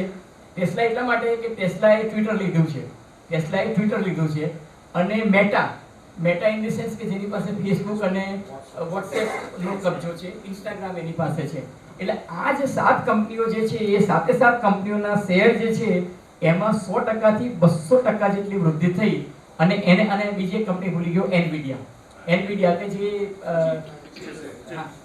યુ ઓલ નો ધીસ, બરાબર છે. આ 7 કંપનીઓ જે છે એને નામ આપવામાં આવ્યું છે મેગ્નિફિસન્ટ 7. અને આ મેગ્નિફિસન્ટ 7 કંપનીઝ જે છે એને કારણે અમેરિકાની ઇકોનોમી જે છે એને એમ ગુજરાતી તળપદી ભાષામાં કહું તો ઘૂઘરા જેવી થઈ ગઈ, બરાબર છે. કારણ કે આ લોકોનો ગ્રોથ જે છે એ બહુ થયો. હવે સાહેબ આ લોકોનો ગ્રોથ થયો એનું કારણ એ છે કે ભવિષ્યમાં 10 વર્ષમાં જે ગ્રોથ આવવાનો છે એ આર્ટિફિશિયલ ઇન્ટેલિજન્સ લેવલમાં આવવાનો છે. એ ટેક્સટાઇલમાં નથી આવવાનો, એ ડાયમંડમાં નથી આવવાનો. મિત્રો હું તમને કહું, ગ્રોથ જે છે એ નોલેજ ઇકોનોમીમાં આવવાનો છે. મને કહો કે નોલેજ ઇકોનોમીમાં કોણ છે? ટેસ્લા નોલેજ ઇકોનોમીમાં છે. કારણ કે ભાઈ પેલો તમારા માઇન્ડમાં ચીપ ભેગી કરી, ચીપ નાખી શકે છે. ઇલોન મસ્ક જે છે એ તમારા માઇન્ડમાં ચિપ્સ નાખી શકે છે. It is a knowledge economy. Apple is knowledge economy, Google is knowledge economy, Microsoft is Google economy, all this companies, Nvidia is knowledge economy. તમે જુઓ આ બધા ફર્સ્ટ જનરેશનમાં પેદા થયેલા અબજોપતિ છે. આ વોરેન બફેટ નથી, આ બધા ફર્સ્ટ જનરેશનના અબજોપતિ છે કે જે આખી દુનિયા પર કંટ્રોલ કરી શકે છે. અને હું તમને કહું કે વડાપ્રધાન નરેન્દ્ર મોદીની વર્ક કદાચ જો બાઇડન પર ચાલે પણ ટેસ્લાના ઇલોન મસ્ક પર નથી ચાલતી. બિલ ગેટ્સ કોઈનું સાંભળતો નથી. માર્ક ઝુકરબર્ગ ચાઇનીઝ ગવર્મેન્ટનું કે અમેરિકન ગવર્મેન્ટનું સાંભળતો નથી. અને એટલા માટે કહું છું કે આ 7 મેગ્નિફિસન્ટ જે શેર્સ છે એના માલિકો જે છે એ આવનારા દિવસોમાં વર્લ્ડ ઓર્ડર એટલા માટે નક્કી કરશે કારણ કે આર્ટિફિશિયલ ઇન્ટેલિજન્સ કઈ દિશામાં જશે ને એ આ 7 લોકો નક્કી કરશે. અને સાહેબ આ 7 લોકોની જે ટેકનોલોજી છે એને કારણે વર્લ્ડના વોરમાં કોણ જીતશે કોણ હારશે એ નક્કી કરશે. સાહેબ તમે મને કહો કે ઇન્ટરનેટ પર કોનો કંટ્રોલ છે? ઇન્ટરનેટ પર કોઈનો કંટ્રોલ છે? આજે સાહેબ આપણે જે મોબાઈલ વાપરીએ છીએ ને એના માટે telephone regulatory authority of India છે. આ મોબાઈલ માટે ગ્લોબલ ગવર્નન્સ સિસ્ટમ છે. ઓકે, કનીરે સાહેબ તમે પ્લેનમાં ટ્રાવેલ કરતા હો તો તમારે પ્લેનમાં ટ્રાવેલ કરતી વખતે ઇન્ડિયાની હદમાંથી પ્લેન અફઘાનિસ્તાનમાં જાય તો ત્યાંના એર ટ્રાફિક કંટ્રોલ કહે કે તારે 6000 થી 7000 મીટરની સ્પીડ વચ્ચે રેન્જમાં રહેવું છે તો pilot has two follow that, બરાબર. ત્યાંથી એ પાકિસ્તાન તરફ જતો હોય કે તો જે તે એર ટ્રાફિક કંટ્રોલર છે એ ડિસાઈડ કરે છે અને ફ્લાઇટ પાથ નક્કી હોય છે કે ગ્લોબલ ગવર્નન્સ સિસ્ટમ છે કે એવિએશન ઇન્ડસ્ટ્રી કઈ રીતના ચાલશે, ટેલિકોમ ઇન્ડસ્ટ્રી કઈ રીતના ચાલશે, એના માટે ગ્લોબલ ગવર્નન્સ સિસ્ટમ છે. પણ તમે મને સમજાવો સાહેબ ઇન્ટરનેટ પર કોઈનો કંટ્રોલ છે? સાહેબ વડાપ્રધાન નરેન્દ્ર મોદી છે ને એ કિસાન આંદોલનમાં એમ નક્કી કર્યું કે હું કિસાનોના આંદોલન સામે નહીં ઝૂકું, બરાબર છે. કિસાનો દિલ્હીની સડકો પર આવી ગયા, લાલ કિલ્લા પર પહોંચી ગયા, જાટ આંદોલન થઈ ગયું, હરિયાણા, પંજાબ, પશ્ચિમ ઉત્તર પ્રદેશ, રાજસ્થાન સુધી પહોંચ્યું. He did not compromise. પણ જેવું ગ્રેટા થનબર્ગ અને મિયા ખલીફાએ ટ્વિટર પર આ વોર લઈ ગયા અને ભારત સરકારે તરત એને વિડ્રો કરવું પડ્યું, બીકોઝ ધી રિયલાઇઝ કે આનાથી જે હવે ફણગા ફૂટે છે એ ખાલિસ્તાન તરફી જઈ રહ્યા છે, આનાથી જે ફણગા ફૂટી રહ્યા છે ઇન્ટરનેશનલી ભારતની રેપ્યુટેશન જે છે એને ખરાબ કરવા જઈ રહ્યા છે. અને આપણું ગ્લોબલ ગવર્નન્સ અને આપણું ઇઝ ઓફ ડુઈંગ બિઝનેસ જે છે એમાં એમ કે ગવર્મેન્ટ એન્ટી ફાર્મર છે એ મેસેજ ના જોવો જોઈએ. એટલા માટે that is for the first time that he has to compromise.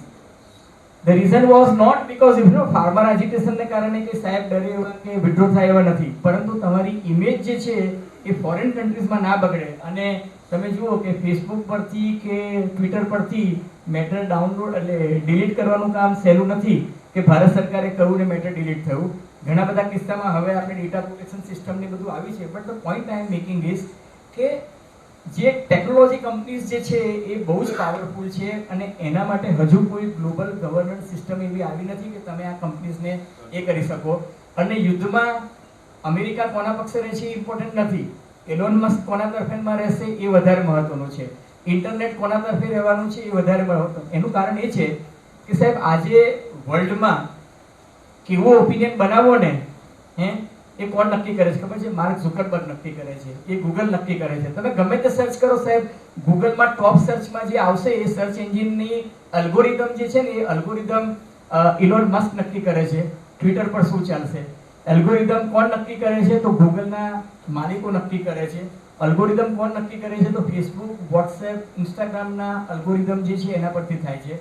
તમે સાહેબ કિન્ડલ પર 1000 પેજનું પુસ્તક વાંચો, વોર એન્ડ પીસ, તમે એ પુસ્તક વાંચો છો, કિન્ડલ તમને વાંચે છે, એન્ડ આફ્ટર રીડિંગ 1000 પેજીસ તમે કદાચ પુસ્તકમાં ઘણી બધી વસ્તુઓ ટોલ્સ્ટોએ શું કીધી છે ભૂલી જશો, પણ ગૂગલને, ફેસબુકને તમારો સાયકોગ્રાફ અને તમારો સોશિયોગ્રાફ બની જશે કે કયા મુદ્દે રાજેશભાઈ જે છે એગ્રેસિવ થઈ ગયા હતા, કયા મુદ્દે ઇમોશનલ થઈ ગયા, કયો ફકરો રાજેશભાઈએ બીજી વખત વાંચ્યો.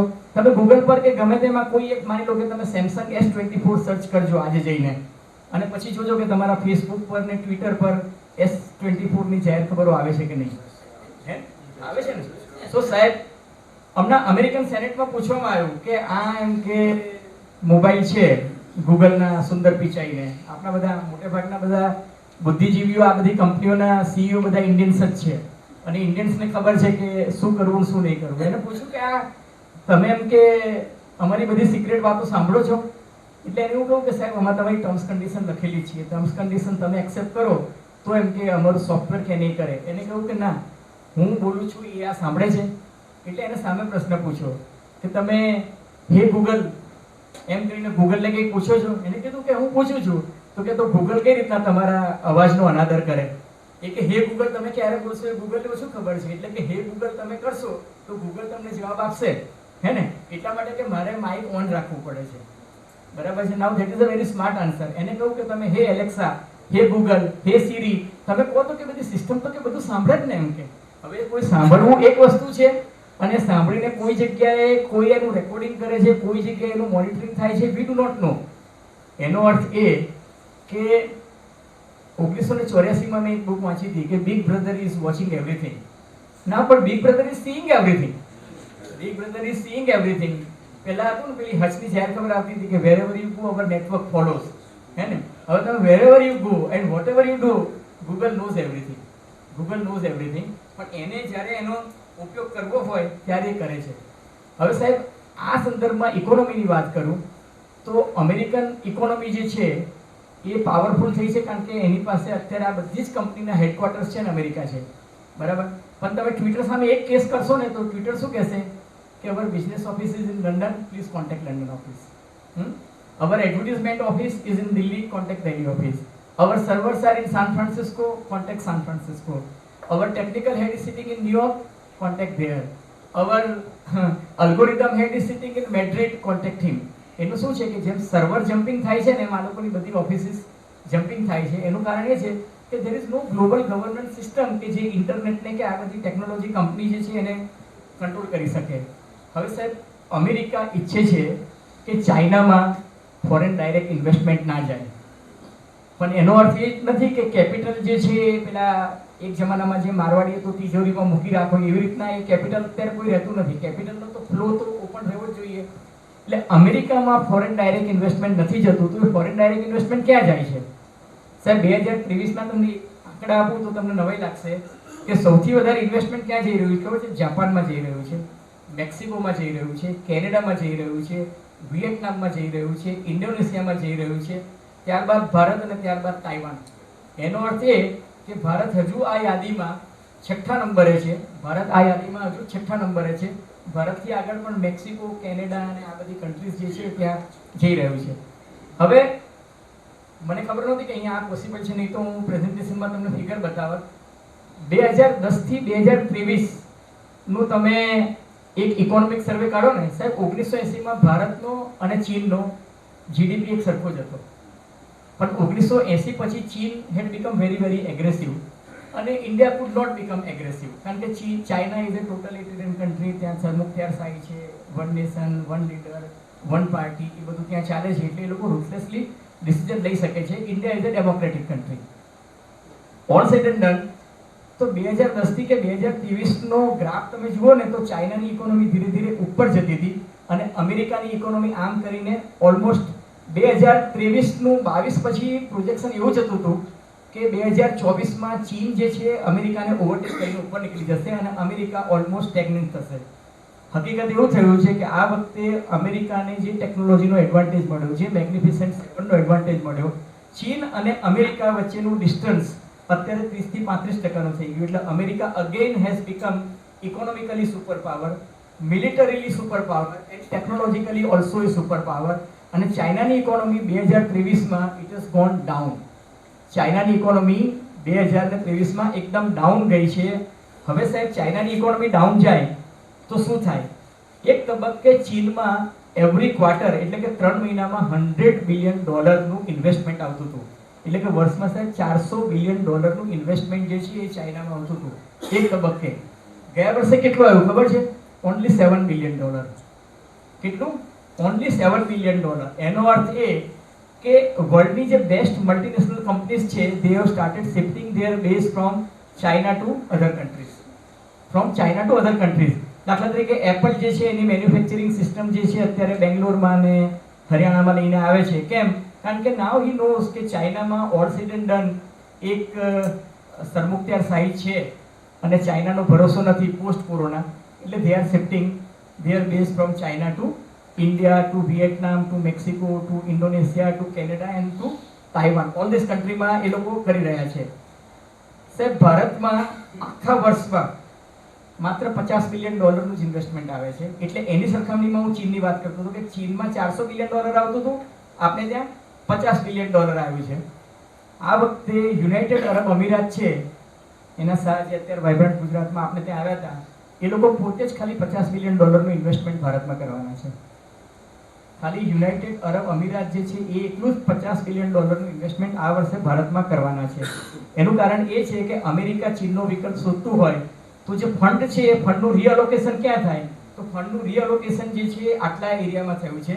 અને Vietnam, Chile, Poland, Indonesia, India, Mexico અને Brazil these are new countries કે જ્યાં મેં તમને કહ્યું 2023માં શું આવ્યું, 2024ના પ્રોજેક્શન્સ આ દેશોમાં છે. એનું કારણ એ છે કે અમેરિકા જે છે ને એનો માપદંડ એ છે કે પરચેઝ પાવર પેરિટી દેશમાં કેટલી છે.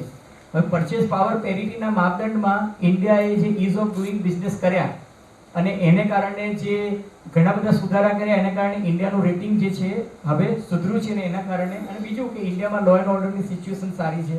ઇન્ડિયામાં our supreme court, high court are taking cognizance. અને બીજું કે આપની લેંગ્વેજ ઓફ બિઝનેસ જે છે ઇંગ્લિશ છે. એને કારણે લોકોને બહુ જ સુવિધા પડે છે. અને ગિફ્ટ સિટીથી માંડીને નોઈડામાં જે બિઝનેસ સેન્ટર્સ થયા છે, Mumbai is our economic capital. આપણે ત્યાં ઇઝ ઓફ ડુઈંગ બિઝનેસ એટલું સારું વધ્યું છે કે foreign companies feels at home to do business with India. હવે એ સંદર્ભમાં તમે જુઓ કે ડાઇનિંગ એન્ડ વાઇનિંગ. સાહેબ હવે પત્રકારોએ કહ્યું છે કે હવે બધી પ્રેસ કોન્ફરન્સ ત્યાં જ કરો. સાહેબ હવે આમાં એક બીજું એક ઇન્ટરેસ્ટિંગ ડેવલપમેન્ટ છે કે અમેરિકન ઇકોનોમી છે એ તો સ્ટ્રોંગ થઈ રહી છે, પણ ડોલર ઇન્ડેક્સ જુઓ ને તો અમેરિકાનો ડોલર નબળો પડી રહ્યો છે. ફોર એક્ઝામ્પલ મેં કહ્યું કે રિઝર્વ બેંક ઓફ ઇન્ડિયાએ પહેલી વખત 10 વર્ષના ઇતિહાસમાં આપનો રૂપિયો જે છે 82-83 બહુ વખાણવા લાયક નથી. એક તબક્કે મજાક થતી હતી કે મનમોહનની ઉંમર એટલો પહોંચશે કે નહીં, એનાથી ઉપર ક્રોસ થઈ ગયો છે 82 83, પણ હવે સ્ટેબલ છે. સ્ટેબલ રૂપિયો હોય ને તો ઇમ્પોર્ટ એક્સપોર્ટના તમારા બેલેન્સ ઓફ પેમેન્ટથી માંડીને તમારા જજમેન્ટ જે છે એમાં તમને ખબર છે કે ભાઈ મારે શું કરવાનું છે, મને શું મળશે. ફ્લક્ચ્યુએશન આવે તો તકલીફ થાય. હવે જ્યારે ડોલર આ થઈ રહ્યું છે તો લોકો ઇન્વેસ્ટ શેમાં કરે છે, તો ગ્લોબલ ઇન્વેસ્ટમેન્ટની પેટર્ન છે ને બદલાઈ છે. હંમેશા એક એવી વસ્તુ થાય છે કે ભાઈ ડોલર જે છે એની હેજીમોની અથવા તો મોનોપોલી એ કઈ રીતના ફિનિશ થાય. તો ચાઇના એન્ડ રશિયા વોન્ટેડ કે ડોલરની આપણે દાદાગીરી છે ઘટાડી અને ડોલર શુડ બી ફિનિશ્ડ.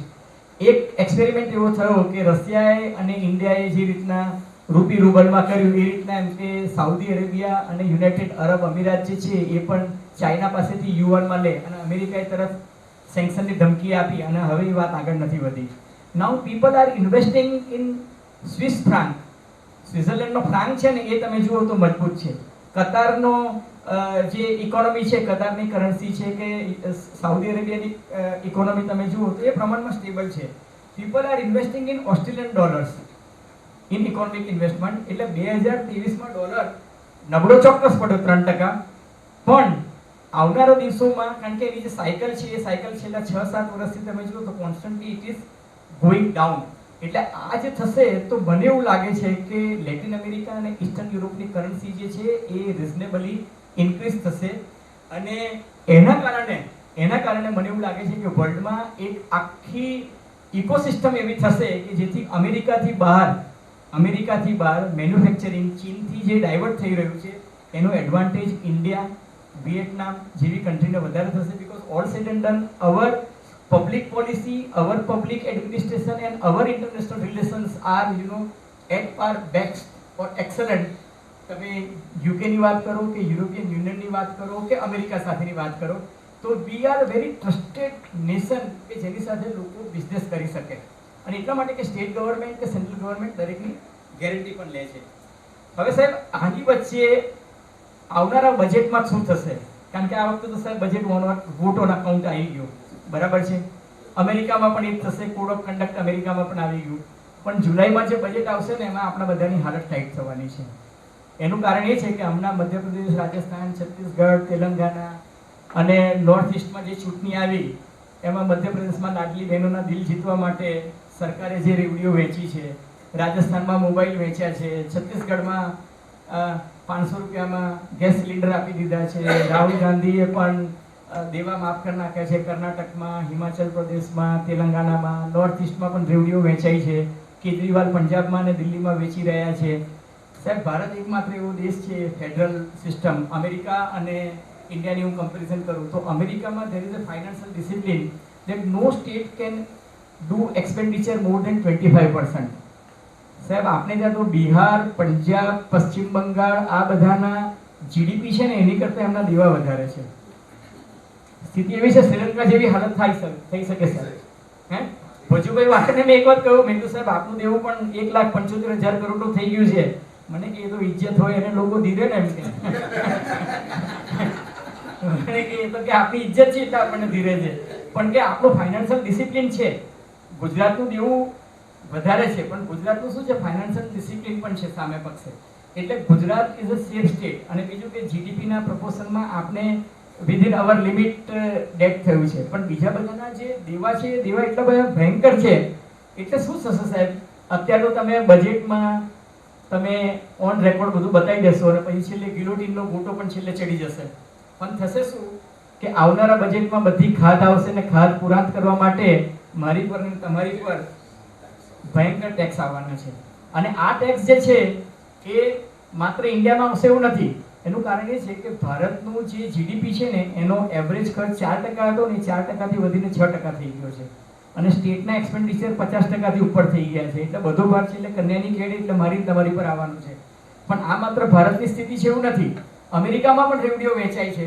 જો બાઇડન આવશે તો પણ અને ડોનાલ્ડ ટ્રમ્પ આવશે તો પણ, તો એ લોકોના અમેરિકાનું જે બજેટ જે છે એનો જે જીડીપી છે એની પર તો ઓલમોસ્ટ ડબલથી પણ ઉપર એ લોકોએ ખર્ચ કરી નાખ્યો છે. કારણ કે કોરોના ટાઈમમાં એ લોકોએ જે બધા પેકેજીસ આપ્યા હતા એ પેકેજીસ હજી સુધી એ લોકોએ રિકવર કર્યા નથી. અને રિકવર કરવા જાય તો વોટર ગુમાવવો પડે. એટલે ડેમોક્રેટિક અને રિપબ્લિક પાર્ટી જે છે અત્યારે પોતાના મતદારોને નારાજ કરવાના મૂડમાં નથી. પણ આવનારા વર્ષમાં તમે જોજો કે ટેક્સેશન જે છે એ એ વધશે, અને એ ટેક્સેશન વધશે અને જો સરકાર બદલાશે તો પછી જે છે, તમે જે ભાઈ મને પૂછતા હતા ને કે વર્લ્ડ ઓર્ડર શું થશે, સાહેબ અત્યારની પેટર્ન એવું કહે છે, અને શેર બજારની પણ સટ્ટા બજાર એવું કહે છે કે 70% નેતાઓ ચૂંટણી હારવાના છે. ભારત એક અપવાદ હશે, કારણ કે ભારતમાં નરેન્દ્ર મોદીનું અપ્રુવલ રેટ જે છે એ વધ્યું છે, પણ જો બાઇડનની ઇકોનોમી સુધરી છે, અપ્રુવલ રેટ અને પોપ્યુલારિટી ઘટી છે. ડેમોક્રેટિક પાર્ટી જો બાઇડનને ફરી મૂકે તો ડોનાલ્ડ ટ્રમ્પ જે છે એ અત્યારે રિપબ્લિકમાંથી બધા સ્ટેટ્સે જીતી રહ્યો છે, અને રિપબ્લિકનનું જો નોમિનેશન એના ભાગે આવશે તો ડેફિનેટલી એની ઇમિગ્રેશન પોલિસી, એની હ્યુમન ટ્રાફિકિંગ પોલિસી, એની ચાઇના પોલિસી, એ તો બીજા દિવસે સીધો ફોન ઉઠાઈને પુતિન જોડે વાત કરીને કહેશે કે હે let us stop this. He can go to north Korea also and he can go to China also, કારણ કે અનપ્રેડિક્ટેબલ છે, એ મિસગાઇડેડ મિસાઇલ છે, ગમે તે દિશામાં ફૂંકી શકે છે. ખ્યાલ આવ? તો point I am making is કે સાહેબ એના કારણે શું થશે કે આખા દુનિયામાં ખર્ચની પેટર્ન બદલાશે. ગૌરવ મારી સાથે હતો ને અમે એક મિત્રને ત્યાં વાત કરતા હતા, આઈપીએલમાં સાહેબ 2008માં આઈપીએલમાં બ્રોડકાસ્ટિંગ અને એડવર્ટાઇઝમેન્ટ રાઇટ છે ને એ $0.1 બિલિયન વેચાયા હતા. કેટલા? $0.1 બિલિયન બ્રોડકાસ્ટિંગ રાઇટ વેચાયા હતા. આજે કેટલા વેચાયા ખબર છે? $1.6 બિલિયન. એટલે સાહેબ 0.1 બિલિયન થી $1.6 બિલિયન. અને બોલિવૂડમાં આખી બોલિવૂડ આટલી મોટી આપણી ઇન્ડસ્ટ્રી છે ને એનું ટર્નઓવર $0.4 બિલિયન થી અત્યારે માત્ર $0.85 વધ્યું છે. એનો અર્થ કે 2008 થી 2023 સુધીમાં બોલિવૂડ નથી વિકસ્યું, પણ આઈપીએલ ક્રિકેટ જે છે તમે વિચારો કે એના રાઇટ્સ કેટલા વધ્યા છે. હવે સાહેબ એનું કારણ એ છે કે તમારી પાસે સ્ટ્રીમિંગ છે, તમારી પાસે નેટફ્લિક્સ છે, તમારી પાસે ઓટીટી પ્લેટફોર્મ છે, અને તમારી પાસે ઇન્ટરનેટથી તમે ઘરમાં પણ સુપર થિયેટર બનાવી શકો છો, ક્લબમાં ને બધી જ જગ્યાએ તમે જોઈ શકો છો. એના કારણે શું થશે કે આખી ખર્ચાની પેટર્ન જે છે એ બદલાશે. હવે ફરી પાછું હું જીઓ પોલિટિકલ ટેન્શન્સ અને એની વાત પર આવું તો આજે કોઈ દેશ બીજા દેશને ધમકી આપવાના મૂડમાં તો છે જ નહીં, ને ધમકી આપે તો ધમકી ચાલી શકે એમ નથી. એનું કારણ એ છે કે પાકિસ્તાન પાસે ન્યુક્લિયર બોમ્બ છે ને મારી પાસે ન્યુક્લિયર બોમ્બ છે, રશિયા પાસે છે તો યુક્રેન પાસે પણ છે, નાટો કન્ટ્રીઝ પાસે છે તો નોર્થ કોરિયા પાસે પણ છે. અને north Korea is a rock nation. એને ત્યાં તો કોરોનાનો પહેલો કેસ આવ્યો ને એટલે એને કહ્યું કે આમાં એમ કે કોરોના છે, તેને ઉભા રહીને ગોળી મારી દીધી. એ કે આમાં શું આઇસોલેશન કરવાનું છે, ફિનિશ કરો ને કે ડેડ બોડી દરિયામાં નાખી દો. સાહેબ એ પછી કોઈ કોરોનાનો ટેસ્ટ કરાવવા ગયું જ નહીં. અને એને એવું કીધું કે the incidence of corona is 0 in my country. કોઈની તાકાત છે કે કોરોના છે ફટ એને ઉડાડી જ દે છે. એટલે આવા દેશો જે છે એ તો ગાંડાની જેમ, અને બીજું કે ચીન અને રશિયા જે છે આવા દેશોના ખભે મૂકીને બંદૂક ફોડે છે. બાકી તમે મને કહો કે નોર્થ કોરિયાની એવી કઈ આસમાની સુલતાની છે કે આટલા બધા મિસાઇલ ને આ બધા ન્યુક્લિયર પરીક્ષણો કરે છે. એનો અર્થ એ કે અમેરિકાની સામે એને જેમ આપણે અમેરિકા અફઘાનિસ્તાનને મૂકતું હતું એમ આને નોર્થ કોરિયાને ઊભું કર્યું છે. પણ સાહેબ એના કારણે શું થશે કે અમેરિકા કે જે પોતાની જાતને આર્કિટેક્ટ ઓફ ધ વર્લ્ડ ગણતું હતું, હે ને, અથવા તો જગત કાજી તરીકે અમેરિકાની જે જગત જમાદાર કહો કે જગત કાજી હતો, એ અમેરિકાએ પણ હવે એ જગત જમાદારે પણ આ 7 બહાદુરો છે ને એ 7 બહાદુરોની વાત જે છે એ માનવી પડશે. એટલે વર્લ્ડનો ઓર્ડર જે છે ને એ ટેકનોલોજી ડ્રીવન થઈ ગયો છે. અને સાહેબ આવનારા દિવસોમાં તો આર્ટિફિશિયલ ઇન્ટેલિજન્સ, મશીન લર્નિંગ અને બાયોટેકનોલોજીનું જે મેરેજ થવાનું છે, વેડિંગ, એનાથી શું પેદા થશે ને આપણને કંઈ ખબર જ નથી. Because you know artificial intelligence is going to hack everything. પહેલાં મને બીક હતી કે મારો મોબાઈલ હેક થશે, પછી મને બીક હતી કે મારું ફેસબુક અકાઉન્ટ છે એ હેક થઈ શકે. Now they are going to hack my brain, because manufacturing consent in the society is their motto. કે સમાજમાં એમ કે કઈ રીતના, ફોર એક્ઝામ્પલ હું તમને ઉદાહરણ આપું કે બ્રેક્ઝિટ થયું, બ્રિટનની પબ્લિક નહોતી ઈચ્છતી કે બ્રિટન જે છે યુરોપથી દૂર થાય. એ લોકો ઈચ્છતા હતા કે ભાઈ બ્રિટનના ઇતિહાસમાં કે આપણે એમ કે યુરોપથી અલગ ના થવું જોઈએ. પણ વોટ્સએપ અને ફેસબુકના માધ્યમથી જે એક નેરેટિવ સેટ કરવામાં આવ્યા, એ નેરેટિવ એવા હતા કે બ્રિટનની જે યુથ હતું, બ્રિટનના જે 35 વર્ષથી નીચેના યુવાનો હતા, એમને એવું કહેવામાં આવ્યું કે જો તમે યુરોપિયન યુનિયનમાં રહેશો ને તો you are going to lose your job. રોજ એવા મેસેજ આવતા હતા કે you are going to lose your job to a boy from Madrid, a girl from Morocco will come and snatch your job, you are going to become jobless. અને બ્રિટનમાં જે આખું culture જે ડેવલપ થયું એ culture એવું થયું કે no we should be get out of this Brexit. Hillary Clinton, madam, with all due respect to you, you are the representative of the equal gender. 50%. Your weightage is 50% in this audience. સાહેબ, અમેરિકામાં આજ દિન તક આપણે MCP society કહીએ છીએ ને, મેલ સોવિનિસ્ટિક mentality કહો કે સાયકી કહો, અમેરિકામાં આજ દિન તક એક પણ મહિલા રાષ્ટ્રપતિ બની શકી નથી. બરાબર છે. પહેલી તક હતી હિલેરી ક્લિન્ટનને બનવાની, અને એક ઈમેલ એવો લીક થયો કે હિલેરી ક્લિન્ટન જે છે she lost the election. Kamala Harris vice president સુધી પહોંચી, પણ એને તમે જોજો કે પ્રેસિડેન્શિયલ નોમિનેશન નહીં મળે. Nikki Haley is also not going to get it, and Hillary ક્લિન્ટનને સેકન્ડ ચાન્સ પણ નહીં મળે. શક્ય છે કે મિશેલ ઓબામાને મળે. I am not going in to that detail, but the point I am making is કે અમેરિકા જે છે એ આટલું બધું જગતકાજી હતું, આજે અમેરિકા જે છે એ પણ આ બધા મહાનુભાવોના સામે ઘૂંટણ ટેકવી ચૂક્યું છે. ત્યારે સાહેબ, મને સૌથી મોટી બીક શું છે ખબર છે? કે દુનિયાના 100 પાવરફુલ લોકો એવા છે. એપલ છે ને સાહેબ, એપલનું ટર્નઓવર જે છે ને ભારતની ઇકોનોમી કરતાં વધારે મજબૂત છે. આપણે તો હજુ 3 ટ્રિલિયન ને 5 ટ્રિલિયનની વાત કરી છે. They are far more superior than us. Amazon છે, એમની તાકાત જે છે ને એ 140 કરોડની વસ્તીવાળા દેશ કરતાં વધારે એ લોકો તાકાતવર માણસો છે. અને એ લોકો જે રીતના તાકાતવર છે એ જોતા મને એવું લાગે છે કે આ એવા તાકાતવર લોકો છે કે જેની પાસે કોરોનાથી પણ વધારે ખતરનાક વાયરસીસ છે. they have got chicken pox in their laboratory. they have got એવા વાયરસીસ, સોફ્ટવેરના વાયરસીસ એવા છે કે આખી દુનિયાના ઇન્ટરનેટ એ લોકો રોકી શકશે, આખી દુનિયાના કોમ્પ્યુટરની બધા હેક કરી શકશે. કારણ કે they can hack your brain. they can hack your brain. આખા દુનિયામાં ક્યાં કઈ રીતના કેવું નેરેટિવ સેટ કરવું એ જો આ 7 લોકોના હાથમાં અથવા 7 કંપનીઓના હાથમાં હોય તો એ લોકો જ્યારે આર્ટિફિશિયલ ઇન્ટેલિજન્સનો ઉપયોગ કરશે ત્યારે આપની શું દશા થશે? we will become slave again. ખરેખર સાચા અર્થમાં આપણે ઇનડાયરેક્ટલી આપણે સ્લેવ થવાના છે.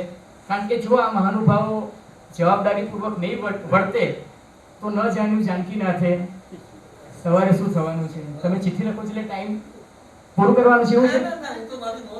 પૂરું કરવાનું મને ટાઈમનો ખબર નથી. Okay, hope I am not boring you.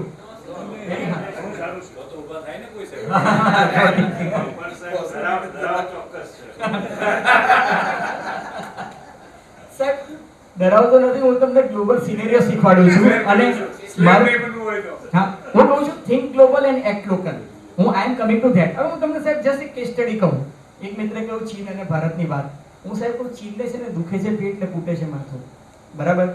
કારણ કે એને ખબર છે કે ગ્લોબલ કેપિટલનું અલોકેશન જે છે now it is shifting from China to India. સાહેબ ગઈ વખતે એટલે 2023ના વર્ષમાં તમે બધા તો ઇન્વેસ્ટર્સ છો, તમે બધાએ જોયું હશે કે એસએમઈ અને એમએસએમઈ જે છે એમાં આપણો ગ્રોથ જે છે મેક્સિમમ આવ્યો. મેન્યુફેક્ચરિંગ જે છે, મેન્યુફેક્ચરિંગમાં વી હેવ ડન વન્ડરફુલ. બરાબર છે? યુનાઇટેડ નેશન્સમાં યુરોપિયન યુનિયનમાં આમાં દાવોસ ખાતે જે વર્લ્ડ ઇકોનોમિક ફોરમ હતું એ વર્લ્ડ ઇકોનોમિક ફોરમમાં યુરોપિયન યુનિયનના વડા ઉર્સુલા એને સ્ટેટમેન્ટ કર્યું કે ચાઇના છે ને it is self centred. China જે છે માત્ર પોતાના જ ફેવરમાં જુએ છે. ચાઇના ઇઝ સેલ્ફ સેન્ટર્ડ અને China is not listening to any other country. અને ચાઇનામાં કોઈ રૂલ્સ રેગ્યુલેશન કે રૂલ ઓફ લો નથી. So we have decided that we will go to India because we feel that India is the best destination in present scenario. હવે સાહેબ European union આવું decision લે અથવા તો આવું સ્ટેટમેન્ટ આપે એનો અર્થ એ કે યુરોપિયન યુનિયનના 28 દેશો જે છે એ ભારતમાં આવી રહ્યા છે. હવે આ લોકો જો ભારતમાં આવે તો ચીનને સૌથી વધારે નુકસાન ક્યાં જાય ખબર છે? ચીનનો જે one belt one road project which is the most ambitious project of China, જેને કારણે ચાઇના ભારતથી થોડુંક નારાજ પણ છે કારણ કે India is not supporting because of Pakistan occupied Kashmir and other things. એ પ્રોજેક્ટની વાટ લાગી જાય. બરાબર છે? કારણ કે ઇફ યુરોપિયન યુનિયન સેઝ કે no we don't want to play, કારણ કે એને જે એક સ્ટેટમેન્ટ કર્યું ને એમાં એને એવું કીધું કે sir China is not playing fair game. Now this is a very powerful statement. 4 વાક્યો 4 શબ્દોનું છે પણ it is a very powerful statement કે China is not playing fair and we would love to go to India. તો European યુનિયનનું જો investment અહીં આવે એની સામે સાહેબ ભારતે જે G20માં જે પ્રસ્તાવ મૂક્યો ને એ પ્રસ્તાવથી આ લોકો ડરી ગયા છે. એ પ્રસ્તાવ તમને પણ ખબર છે ને, આઈ થિંક હા, મિડલ ઈસ્ટનો છે જે એને કહે છે ઇન્ડિયન મિડલ ઈસ્ટ કોરિડોર.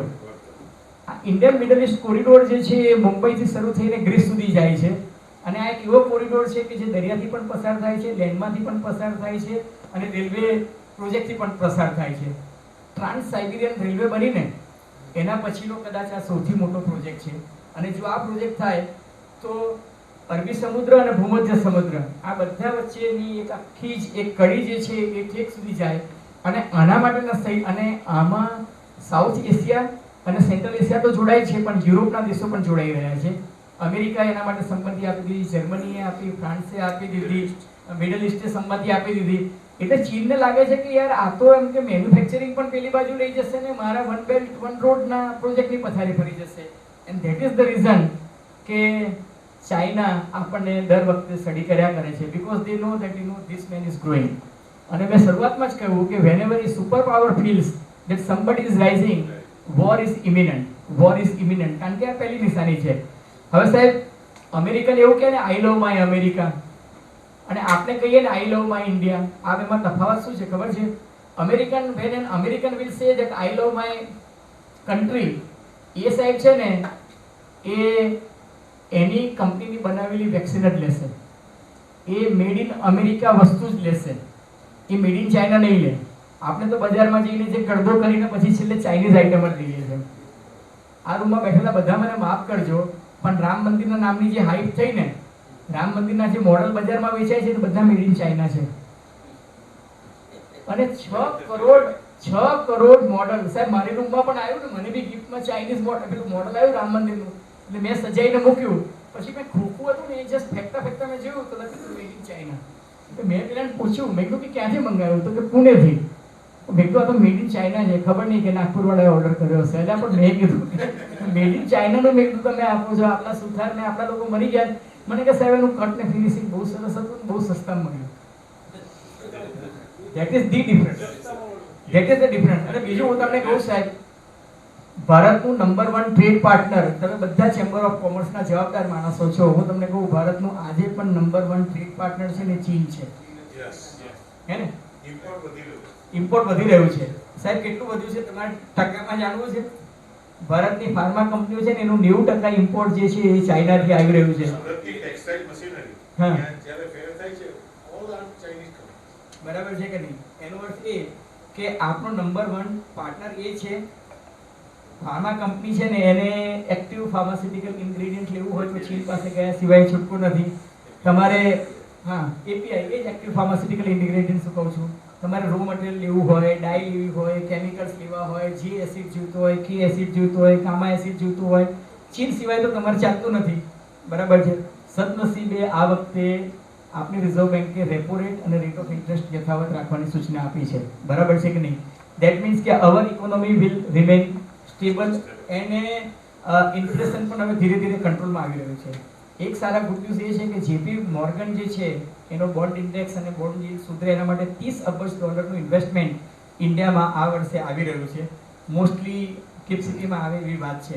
એને કારણે ગવર્મેન્ટ અને કોર્પોરેટ બોન્ડ આ બંનેની ઇન્કમ જે છે એ ખાસી વધશે અને ઇન્ડિયન ઇકોનોમી જે છે એના શેર બજારમાં તમને કહું ઓટો, રિયલ એસ્ટેટ અને કન્ઝ્યુમર બેઝ મેન્યુફેક્ચરિંગ ઇન્ડસ્ટ્રીઝના જેટલા પણ છે SME, MSME, they are going to have a very rosy period in time to come. અને એટલે જ મને એવું લાગે છે કે આ જે વિકાસની તક છે એને આપણે ઝડપી લેવી જોઈએ અને માટે જ હું કહું છું કે think global and act local. Thank you very much.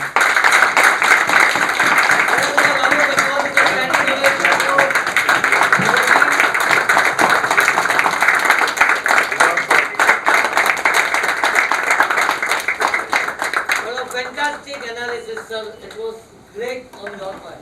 Thank you, sir. Sir, સમાપન કરો એટલે પછી આપણે કાર્યક્રમમાં આભાર વ્યક્ત કરવા. Sir, couple of questions. Please. Thank you very much, Anil, for the lovely presentation and talk. મારો question બે છે. એક છે કે જયશંકર સાહેબની બુક છે જયશંકર સાહેબ જે આપણા ફોરેન મિનિસ્ટર છે વાય ભારત મેટર્સ, એમાં એમને રામાયણ જોડે લિંક કરીને કીધું છે કે ડાયરેક્ટલી or indirectly કે મોદીજી રામ છે અને અમિત શાહ લક્ષ્મણ છે અને ઘણા બધા હનુમાનો છે. આઈ ફીલ અને I want to know from you, the biggest Hanuman for Modi ji and for India has been S. Jaishankar said with his foreign policy. Do you think he has played the best role for the best ever foreign minister in India? આટલા કપરા સમયમાં એને ઉભો રાખ્યો છે India. તમારા views શું છે? જો એસ જયશંકરે કંઈ પણ લોચો માર્યો હોત ને તો બદનામી મોદી સાહેબની જ થાય. એટલે કોઈ પણ પોલિસી જે છે એના અલ્ટિમેટલી ક્રેડિટ કહો કે ડિસક્રેડિટ કહો એ તમારે મોદી સાહેબને જ આપવી પડે. Today we are doing well thanks to Modi. If you would have done not well, I think I would have blame mister Modi also. Modi સાહેબ સારું ના કરતા હોત તો મોદી સાહેબને બ્લેમ કરવામાં મને વ્યક્તિગત રીતે કોઈ સંકોચ થતો નથી. અને મારી મોદી સાહેબ વચ્ચેની અન્ડરસ્ટેન્ડિંગ છે કે અજય બાબુ તમે ફ્રેન્કલી જે સાચું લાગે તે કહેજો, મારી આલોચના કરજો, વિવેચન કરજો, ટીકા કરજો, પણ એજન્ડા ના ચલાવતા. હું એજન્ડા નથી ચલાવતો. પત્રકાર તરીકે મને જે સાચું લાગે છે હું કહું છું, બરાબર છે કે નહીં. મેં ઘણી વખત એમની ટીકા પણ કરી છે કે બોસ આ પોલિસી બરાબર નથી, પણ એ ગુણદોષના આધારે મેરિટ બેઝ અને મને જે યોગ્ય લાગ્યું હતું. મારી અન્ડરસ્ટેન્ડિંગ કદાચ ઓછી પણ હોય, મારી સમજશક્તિ પણ કદાચ ઓછી હોય, પણ આજની તારીખે if he is doing well I must સે હી ઇઝ ડુઈંગ વેલ. એટલે આજની તારીખે એસ જયશંકર ચોક્કસ ભાઈ એસ જયશંકર હોશિયાર હતા એટલા માટે તો મોદીએ એને ફોરેન મિનિસ્ટર બનાવ્યા ને. આઈ નો એસ જયશંકર એસ બ્યુરોક્રેટ. એ IFS હતા, ફોરેન સર્વિસમાં એને અમેરિકાથી માંડી, એના ફાધર પણ ફોરેન સર્વિસમાં હતા. એટલે એના તો જીન્સમાં એના DNAમાં ફોરેન સર્વિસ છે, બ્યુરોક્રેટના ઘરમાં જ ઉછરેલો છે. પણ એની અન્ડરસ્ટેન્ડિંગ જે છે બહુ સારી છે. અને હી ઇઝ વન પર્સન કે જેને ચાઇનામાં પણ કામ કર્યું છે, અમેરિકામાં પણ કામ કર્યું છે, યુરોપિયન યુનિયનમાં પણ કર્યું છે, અને યુનાઇટેડ નેશન્સમાં પણ કર્યું છે. આટલો એક્સપિરિયન્સ અને જાપાનીઝ વાઇફ પણ છે. does matter. એટલે he is brilliant as foreign minister of external affairs. 10 out of 10 marks. પણ છતાં હું તમને કહું પોલિસી તો અલ્ટિમેટલી મોદી સાહેબ નક્કી કરે છે. અને sir it is very difficult to face the tension. તમે રશિયા પાસેથી ઓઇલ ખરીદતા હો તો તમારે અમેરિકાથી કેટલા ટેન્શન ને કેટલા પ્રેશર આવતા હોય એ તમને કલ્પના નથી. ગજબના પ્રેશર આવતા હોય, પણ એ તમે વિસ્ટેન્ડ કરો છો ને કે નહીં ભાઈ મારી કન્ટ્રી માટે આ હિતમાં છે તો હું કરીશ. એટલે આઈ give full credit two mister Modi, but yes he is a very good external affairs minister. ચોક્કસ. ક્વેશ્ચન સાહેબ એવો છે કે અત્યારના જે વર્લ્ડ ઓર્ડર છે એમાં ઇન્ડિયાનું ઇમ્પોર્ટન્સ ઓબ્વિયસલી વધી રહ્યું છે એક ધ લેવલ પર, પણ આપણે આમ જેટલું દેખાય છે એટલું તો વાસ્તવમાં થોડું ઓછું છે. પણ ઇવન તો we are on the way. હવે જીઓ પોલિટિકલી અને ઇકોનોમિકલી પાવરફુલ થવા માટે ઇન્ડિયાએ શું કરવાની જરૂરિયાત છે હવે, અને ઇન્ડિયાની પ્રજાએ શું કરવાની જરૂરિયાત છે? સર હું તમને કહું કે ઇન્ડિયન ઇકોનોમી જે છે એ આજે વર્લ્ડમાં યુકેને ઓવરટેક કરીને 5th લાર્જેસ્ટ ઇકોનોમી બની ગઈ છે. બટ ધેટ ડઝન્ટ મીન કે આવનારા 5 વર્ષમાં આપણે ચીનને કે અમેરિકાને ઓવરટેક કરશું, બરાબર છે. અને બીજું કે આપણે જ્યારે 5 ટ્રિલિયન ઇકોનોમી બનશું તો એ લોકોનો પણ ગ્રોથ થશે ને, બિકોઝ એ લોકો સ્ટેટિક રહેવાના છે ને હું ડાયનેમિક છું એવું તો છે નહીં. And everybody is in competition, everybody is in competition. મારા મતે હું એવું માનું છું કે we should exploit our demographic dividends. When I say demographic dividend is that you know Indian population જે છે જે under 35 છે એની વસ્તી 68% વધારે છે. 68% વધારે આ દેશમાં યુવાનો છે કે જેની એજ 35 થી ઓછી છે. Average age of an Indian is 28 years. અમેરિકાની જે છે એવરેજ એજ 39 થઈ ગઈ છે, ચાઇનાની 41 છે, એટલે જાપાન છે 49 છે. એટલે જાપાન જે છે ધીરે ધીરે બુઢિયાઓનો દેશ થઈ ગયો છે, હે ને. Japan was one of the super power ટેકનોલોજીમાં. તમે જુઓ કે સોની ને આ બધા જે હતા they were પાવરફુલ, હે ને. આજે સોની એટલું પાવરફુલ નથી રહ્યું. એમાં એવું છે કે you have to change yourself with the time and with the technology. તમે ટેકનોલોજી સાથે ના બદલાવ તો you are finished. Nokia was consider to be synonym of mobile. આજે નોકિયા પતી ગયું. કેમ? કારણ કે નોકિયાએ પોતાની ટેકનોલોજી જે હતી એની પાસે બેસ્ટ ટેકનોલોજી હતી, ટચ હતી, પણ એને એમ હતું કે હું 2 વર્ષ પછી આ ટેકનોલોજી લઈશ, ત્યાં સુધી મારા 3 મોડલ છે એ માર્કેટમાં મૂકી દઉં. એ ચાલતું નથી સાહેબ. સેમસંગ ઓવરટેક કરી નીકળી ગયું. જાપાનમાં સોની, નિકોન, પેનાસોનિક આ બધી બ્રાન્ડ જે છે વર્લ્ડ બેસ્ટ બ્રાન્ડ ગણાતી હતી. કેસિયો, બરાબર છે સાહેબ, હવે બધી બ્રાન્ડ પતી ગઈ ધીરે ધીરે, અને સેમસંગ અને બીજી બધી બ્રાન્ડ છે એપલ એને ઓવરટેક કરી નાખ્યો. બરાબર છે. સેમસંગને લાગ્યું કે Oppo is working hard, A+ વધારે પેલું કયું છે OnePlus, A+ નહીં OnePlus, એને ખબર પડી કે ફોલ્ડ આવે છે, એ પહેલા ફોલ્ડ લઈને આવી ગયા એ લોકો. એને ફોલ્ડ મૂકી દીધો માર્કેટમાં. પછી ખબર પડી કે ફોલ્ડની ડિઝાઇનમાં નથી સેટિંગ થતું તો ફોલ્ડ 5 મૂકી દીધો. પણ they are changing themselves very fast. એટલે ટેકનોલોજીમાં જો તમે પોતાની જાતને if you don't change yourself with the technology then you are finished. આમાં જે સિનિયર સાહેબ છે આ પ્લાસ્ટિક ઇન્ડસ્ટ્રી વાળા, કે તમે લોકો, તમે રમેશભાઈ, અમે લોકો જ્યારે ભણતા હતા ને ત્યારે life magazine, punch magazine, national geography magazine were consider to be best magazine. બરાબર. આજે બધા મેગેઝિન ખતમ થઈ ગયા. એટલા માટે they did not change their content, they did not change with the time. એ લોકોએ પોતાના લેઆઉટ, ડિઝાઇન, કન્ટેન્ટ એ સુધારવાની કોશિશ ના કરી. એટલે heritage has no value in new world order. You have to change with the technology. Microsoft Office છે, આખી દુનિયા જે છે એ બિલ ગેટ્સના માઇક્રોસોફ્ટની વિન્ડોમાંથી જ કોમ્પ્યુટરને જુએ છે. સાહેબ વિચારો કે એની કેટલી મોનોપોલી છે. સર્ચ એન્જિન તો ઘણા બધા છે, પણ આપણે બધા ગૂગલથી જ સર્ચ એન્જિનને જોઈએ છે. હું જ્યારે ભણતો હતો ત્યારે હું બ્રિટાનિકા એન્સાઇક્લોપીડિયા રિફર કરવા માટે હંસા મહેતા લાઇબ્રેરીમાં 4 પગથિયા ચડીને જતો, 4 દાદરા ચડીને જતો હતો. આજે હું વિકીપીડિયા વાપરું છું. કેમ? કારણ કે બ્રિટાનિકા એન્સાઇક્લોપીડિયા કરતાં વધારે ઇઝી છે. બરાબર છે. એટલે તમે જુઓ કે આખી પેટર્ન બદલાઈ રહી છે દુનિયામાં. સાહેબ તમે કહ્યું કે દુનિયાની 7 ટેકનોલોજી જે બિગ પુલ છે એ કંટ્રોલ કરી રહ્યા છે અને કરશે. તો આવનારા સમયની અંદર વર્લ્ડ ઇકોનોમીની અંદર ડિજિટલ કરન્સીનો રોલ શું રહેશે એની પર જરા તમે કહેશો. સર તમે મને એક વાત કહો, તમારે અહીંથી એરપોર્ટ તમે જ્યાં રહેતા હો ત્યાંથી તમે આજથી 5 વર્ષ પહેલા ગૂગલ લોકેશન નાખતા હતા? ગૂગલ લોકેશન કોઈ નાખતું હતું? અને છતાંય તમારે જ્યાં પહોંચવું હતું ત્યાં પહોંચતા હતા ને. હવે તમે એટલા બધા ગૂગલ લોકેશનના આદી થઈ ગયા છો કે તમે ગાડીમાં બેસતા પહેલા ગૂગલ લોકેશન નાખી દો છો અને ગૂગલ નક્કી કરે તમારે કઈ દિશામાં જવાનું છે. તમે મને કહો કનીરા સાહેબ, તમે કોઈ દિવસ આ કોમ્યુનલ રાઇટ્સને આટલું બધું કંટ્રોલ કર્યું, કોઈ દિવસ ગૂગલ લોકેશન નાખીને ગયા હતા મૈદરપુરામાં કે વડોદરામાં કોઈ જગ્યાએ? હે? નહોતી.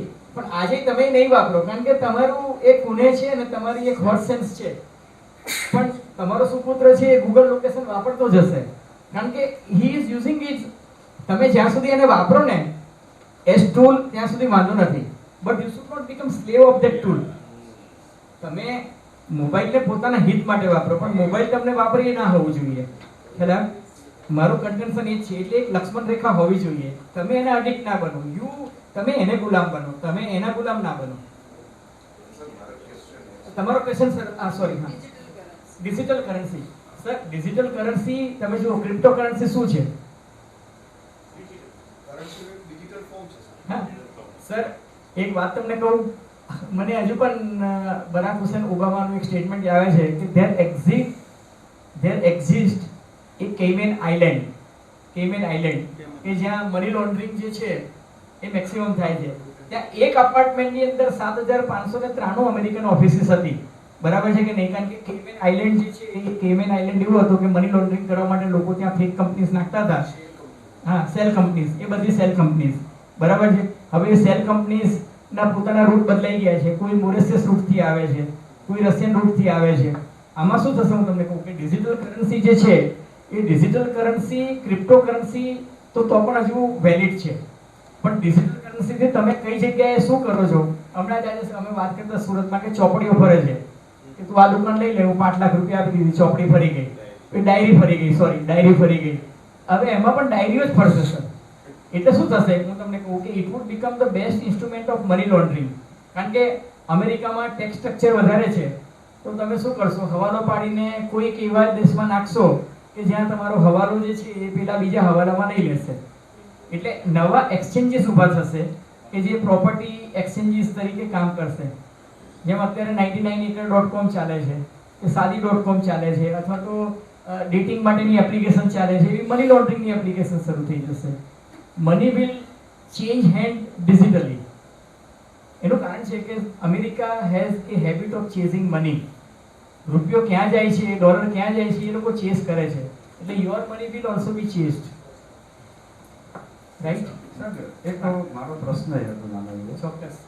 એ રશિયા અને યુક્રેનનું વોર ચાલુ થયું ત્યારબાદ રશિયાએ સસ્તામાં ક્રૂડ ઓઇલ વેચવાનું શરૂ કર્યું અને અમેરિકા સહિત ઘણી કન્ટ્રી એવું બહાર પાડ્યું કે જે રશિયા પાસેથી ક્રૂડ લેશે એના ઉપર અમે આ પ્રતિબંધ લગાવીશું, તે પ્રતિબંધ લગાવીશું. અને ઇન્ડિયાએ ઘણું ક્રૂડ રશિયા પાસેથી પરચેસ કર્યું. તો ઇન્ડિયા ઉપર એવા કોઈ પ્રતિબંધો લાગ્યા છે અને નથી લાગ્યા તો એનું રીઝન શું છે? નથી લાગે એનું રીઝન એ છે કે સ્ટ્રેટેજિકલી ઇન્ડિયાનું લોકેશન જે છે એ અમેરિકાના હિતમાં છે. બરાબર છે? ચીન છે ને, ચીન માટે તિબેટ છે ને એક હથેળી છે. ચીન માટે તિબેટ હથેળી છે, અરુણાચલ પ્રદેશ છે, મ્યાનમાર છે, આ બધી એની 5 આંગળીઓ છે. એટલે ચીન એનો કબજો એવી રીતના કરવા માંગે છે કે બધી જગ્યાએ પોતાના થાણાઓ સ્થાપશે. અને અમેરિકા નથી ઈચ્છતું કે આ થાય. અમેરિકા નથી ઈચ્છતું કે લેહ કે લદ્દાખમાં ચાઇના ઘૂસી જાય. અમેરિકા નથી ઈચ્છતું કે કૈલાસ માનસરોવરથી સેટેલાઇટ મૂકીને એ લોકો અમેરિકા પર જાસૂસી કરે. કારણ કે American soldiers and sellers, as I told you, કે કેન ગો એનીવેર. કારણ કે એ લોકોએ દુનિયાભરમાં પોતાના થાણા સ્થાપેલા છે. પણ ચીન જે છે it is confining only to Asia and some of the African countries only. એટલે હવે જે લડાઈ છે ને એ જમીનની લડાઈ નથી રહી, હવે દરિયાની લડાઈ રહી છે. તમે જુઓ કે અમેરિકાએ શરૂઆતમાં યુક્રેનને જીતાડવા માટે ને રશિયાને હંફાવવા માટે કોશિશ કરી. હવે અમેરિકાનો ઇન્ટરેસ્ટ ઘટી ગયો. કેમ? કારણ કે રશિયાએ અને ચીને ભેગા થઈને એક નવો મોરચો ખોલી નાખ્યો. રશિયાએ અને ચીને ભેગા થઈને, એકચ્યુઅલી હકીકત એવી છે કે બેન્જામિન નેતાન્યાહુ જે છે એની સરકાર માઇનોરિટી ગવર્મેન્ટ હતી. જેમ કેનેડામાં જસ્ટિન ટ્રુડોની સરકાર પણ માઇનોરિટી હતી. હવે માઇનોરિટી સરકાર હોય ને, નબળી ગાયને બહુ બગાઈઓ વળગે. એમ જસ્ટિન ટ્રુડોએ પણ ખાલિસ્તાનવાદીઓની તરફેણ કરવી પડે, કારણ કે એની સરકાર લઘુમતીમાં છે ને આ સરદારજીઓના સપોર્ટથી ચાલે છે. સિમિલરલી નેતાન્યાહુની સરકાર જે છે એ પણ લઘુમતી સરકાર છે અને બીજાઓ કટ્ટરવાદીઓના ટેકા પર ચાલે છે. બરાબર છે? એ સંજોગોમાં એવું કહેવાય છે કે એ તો એકચ્યુઅલી રશિયા અને ચીનના ટ્રેપમાં આવી ગયો છે અને હવે ક્યાં ભાગવું એને ખબર નથી પડતી. ઇસ્યુ એ છે કે જે મોસાદ દુનિયાભરની જાસૂસી કરતી હોય એને ખબર ના હોય, જે દુનિયાભરને બોર્ડર મેનેજમેન્ટ શીખવાડે છે. Sir, am I right? Israel is teaching border management to the whole world. They are doing espionage on the whole world. Pegasus નામના ઇક્વિપમેન્ટ ને બધું એ લોકો વસાવે છે. એને ખબર નથી કે કોણ ક્યાં શું કરવાનું છે. બટ દે થોટ કે આવવા દે, એ મને બહાનું મળી જશે કે તમે મારા આટલા માણસોને મારી નાખ્યા, આ કર્યા, અને પછી હવે મને રાઈટ ટુ રિટાલિએટ મળી જશે. બરાબર છે? એ કર્યું. પણ એ કરવામાં નુકસાન અમેરિકા એટલા માટે ગયું, એક તો અમેરિકાએ ઇઝરાયલને સપોર્ટ કરવો જ પડે, કારણ કે ઇઝરાયલ એનું ખંડ્યું રાજ છે. પણ પ્રોબ્લેમ એ છે કે અમેરિકાની તાકાત બધી આ બાજુ જતી રહી. અને ચૂંટણીના વર્ષમાં મુસ્લિમ દેશોમાં એવું છે કે 25,000ની કેઝ્યુઅલ્ટી થઈને તો પણ એ લોકો ખમી ખાશે. અમેરિકાના 3 સોલ્જર મરે છે ને તો આખા અમેરિકામાં ઉહાપો થઈ જાય છે. એટલે અમેરિકાએ તરત છે ને હુમલો કરવો પડે છે. અમેરિકાએ તરત હુમલો કરવો પડે છે. ઇઝરાયલ છે ને એની અત્યારે ઇકોનોમી ખતમ થવા આવી છે, કારણ કે એને પોતાની બધી ઓફિસીસને તાળા મારીને પોતાના બધા ગવર્મેન્ટ ઓફિસર્સને યુદ્ધના મોરચે લડાઈ દીધા છે. પણ માની લો કે કાલે ટ્રમ્પ કાકા આવી જાય, ટ્રમ્પ કાકા કે no, I don't want war, I want peace, તો શું કરશે આ લોકો? અને પછી આ ઇસ્લામિક દેશો એની શું હાલત કરશે? એટલે આમાં એવું છે ને, તમે કોઈના ભરોસે કોના ખૂટે કૂદો છો ને એ પણ એટલું જ મહત્વનું છે. અને કાલે ઉઠીને ઇલોન મસ્કે બધા નક્કી કરે કે ભાઈ અમારે નથી પડવું તમારી યુદ્ધમાં, અમે અમારી ટેકનોલોજી નથી આપવા માંગતો, શું કરો? So you no there are wheels within wheels. અને આ બધું બહુ, હું તમને કહું કે I was in pentagon. Sir, I was selected as a scholar for International Visitor Leadership Program. As scholar, I was selected in America. So we had gone there, and ये वो हमने पेंटागन ले गया. पेंटागन में they had taken us to a position કે જ્યાં Mike ને touch કરે પ્રેસિડેન્ટ કે સાથે આખા વર્લ્ડ માં અમેરિકા ઇઝ એટ વોર એવો મેસેજ જતો રહેતો હતો. એટલે એને કહું કે તમે ફોટો પડાવી શકો પણ માઇક ને ટચ ના કરતા. તો we were asking the brigadier કે after 9/11 you were telling કે ભાઈ weapon of mass destruction Iraq પાસે છે ને તમે ઇરાકને અફઘાનિસ્તાન પર અટેક કર્યો, પણ એવું કે વેપન ઓફ માસ ડિસ્ટ્રક્શન તો ઇરાક પાસે નહીં નીકળ્યા. તો he was simply laughing અને બહુ નફટાઈથી એને કહ્યું કે yes it was an error of judgment. મેં કહ્યું but boss you killed thousands of people.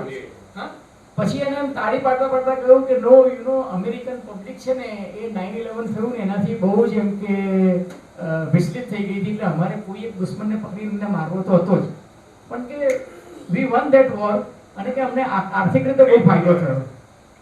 સાહેબ છેલ્લી વાત કઈ મારી વાત પૂરી કરીશ. પાવરફુલ લોબીઝ 9/11 નો હુમલો કોણે કર્યો ને આજ દિન સુધી તથ્ય સાચું ઉકેલાયું નથી. ઓસામા બિન લાદન મરી ગયો એને જ કર્યો છે, પણ એક થિયરી એવી છે કે અમેરિકાની જ કેટલીક પાવરફુલ લોબી કરાયું. એનું કારણ શું ખબર છે? 9/11 પછી એરપોર્ટ પર કેટલા સ્કેનર મશીન મુકાયા, આ તમારી બધી જ જેટલી બિલ્ડિંગો મોટી છે એમાં કેટલા કેમેરા મુકાયા, એમાં કેટલા સ્કેનરો મુકાયા, કેટલી જગ્યાએ સિક્યુરિટી ઇન્ડસ્ટ્રીઝ તમારી ચાલવા માંડી. જે પહેલા કેમેરા નહોતા ચાલતા, જે પહેલા સિક્યુરિટી એજન્સીઝ નથી ચાલતી, જે પહેલા સ્કેનર નહોતા વેચાતા, દરેક એરપોર્ટ પર એ કમ્પલસરી થઈ ગયું, પ્રોટોકોલ આવી ગયા. કઈ ઇન્ડસ્ટ્રીનો ફાયદો થયો મને કહો? behind every word there is a powerful lobby. સાહેબ એમાં ફાર્માસ્યુટિકલ લોબીને ફાયદો થયો કારણ કે એમની દવાઓ વેચાઈ, એમાં ગન લોબીને ફાયદો થયો કારણ કે ગન લોબી વેચાઈ, એમાં મેટલ લોબીને ફાયદો થયો કારણ કે મેટલ બહુ વેચાયું, એમાં લીકર લોબીને ફાયદો થયો કારણ કે લીકર બહુ વેચાયું, અને માફિયાઓને પણ ફાયદો થયો કારણ કે એમના ઇલીગલ ડ્રગ જે છે બહુ વેચાયા. અલ્ટિમેટલી મર્યા ખાલી માણસો, અને એ પણ થર્ડ વર્લ્ડ કન્ટ્રીના માણસો મર્યા, અમેરિકન સુધી મર્યા. અમેરિકા કોઈ દિવસ કોઈ પણ યુદ્ધ પોતાની ભૂમિમાં નથી કરતું. એ કંબોડિયામાં જઈને કરે છે, વિયેટનામમાં કરે છે, અફઘાનિસ્તાનમાં કરે છે, ઈરાકમાં કરે છે, ઈરાનમાં કરે છે, કે રશિયા સામે કોઈને ચડાવે છે. પોતે કોઈ દિવસ કરતું નથી. But this is A reality. હા સાહેબ હું તો 10 વર્ષ પછી શું થશે એની કલ્પના નથી કરી શકતો. તમે બહુ વિઝનરી છો. 50 વર્ષ અજયભાઈને અમદાવાદ જવાનું છે એટલે સાંજે જ એમની ટ્રેન છે. આપણી પાસે ક્વેશ્ચનો તો ઘણા છે એટલે અજયભાઈની સાથે કદાચ આખી રાત પણ ચર્ચા કરી શકીએ. પરેશભાઈ ભટ્ટને વિનંતી કરું છું, CEO ઓફ MED ફોર પરેશભાઈ ભટ્ટ. Thank you.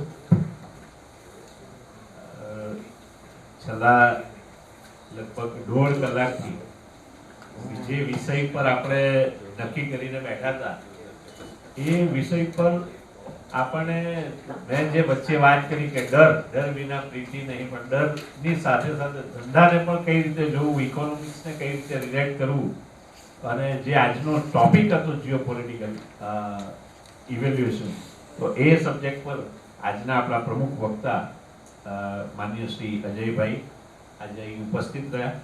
અમે ચેમ્બર ઓફ કોમર્સ વતી આપનો ખૂબ આભાર વ્યક્ત કરીએ છીએ. સાથે સાથે ચેમ્બર ઓફ કોમર્સના પ્રમુખ માનનીય શ્રી રમેશભાઈ વઘાસિયાજી, ઓફિસ બેરર શ્રી કિરણ ઠુમરજી, હેમંત દેસાઈજી, અને દરેક અહીં ઉપસ્થિત અમારા ચેમ્બરના મેમ્બર્સ અને આ કાર્યક્રમમાં જે લોકો પહેલાં આવ્યા એ દરેકે દરેક વ્યક્તિઓનો અમે હૃદયથી આભારી છીએ. મુખ્ય એક વસ્તુ મારે એ કહેવી હતી કે જે આ સુરત ઇકોનોમી ફોરમની અંદર ઇકોનોમિક્સ અને ધંધાકીય જે બદલાવ થઈ રહ્યા છે એના પર અમે અલગ અલગ સેશન્સ અને સેમિનાર કરતા રહેતા હોઈએ છીએ, અને એને જ અનુલક્ષીને આ ચેઇન ઓફ નોલેજ શેરિંગ એમાં હવે પછીનો એક કાર્યક્રમ 6 તારીખે 6 માર્ચે સુદર્શા રાવજીનો પણ કાર્યક્રમ અહીં રાખ્યો છે, એટલે એની માટે પણ આટલું આવવું એવી અમારી અપેક્ષા. ગૌરવ ખારાનો ખૂબ આભાર કે ગૌરવભાઈ હા કે જે અમને આજે ગેસ્ટને લાવવા સુધીનું, અને છેલ્લા 2 દિવસથી એમની સાથે સાથે રહ્યા છો ગૌરવભાઈ, અમે પણ આપનો ખૂબ ખૂબ આભાર. મારે પણ આભાર માનવો છે. He is a very good host. અને ફેમિલી મેમ્બર છે ફરી ચેમ્બરનું ભારણ એને જ ઉપાડી લીધું. સાહેબ પૂરા કરવા પહેલા ફરી એક કમિટમેન્ટ કે ખરેખર જ્યારે આપને સાંભળતા હતા ત્યારે મારી સાથે કદાચ દરેક વ્યક્તિ સમયને પકડી શકાય એવી ભાવનાથી બેઠેલા હતા, એટલે બીજી વખત આપ જલ્દી ફરી અહીં આવો એવી અમારી લાગણી અને માંગણી છે. એને ધ્યાનમાં રાખશું. Thank you very much. 6th માર્ચનો જે ટોપિક છે તે છે કે આ મેડમ ઇકોનોમિસ્ટ છે અને ઇન્ડિયા પાસે જે મેક્રો ઇકોનોમિક સ્ટ્રેન્થ છે એને આપણે સુરતના બિઝનેસમેન કઈ રીતે એ સ્ટ્રેન્થને કેપિટલાઇઝ કરી શકે અને બેનિફિટ લઈ શકે એ સબ્જેક્ટ ઉપર બોલવા માટે આપણે એમને નિમંત્રિત કર્યા છે. Thank you. Good night.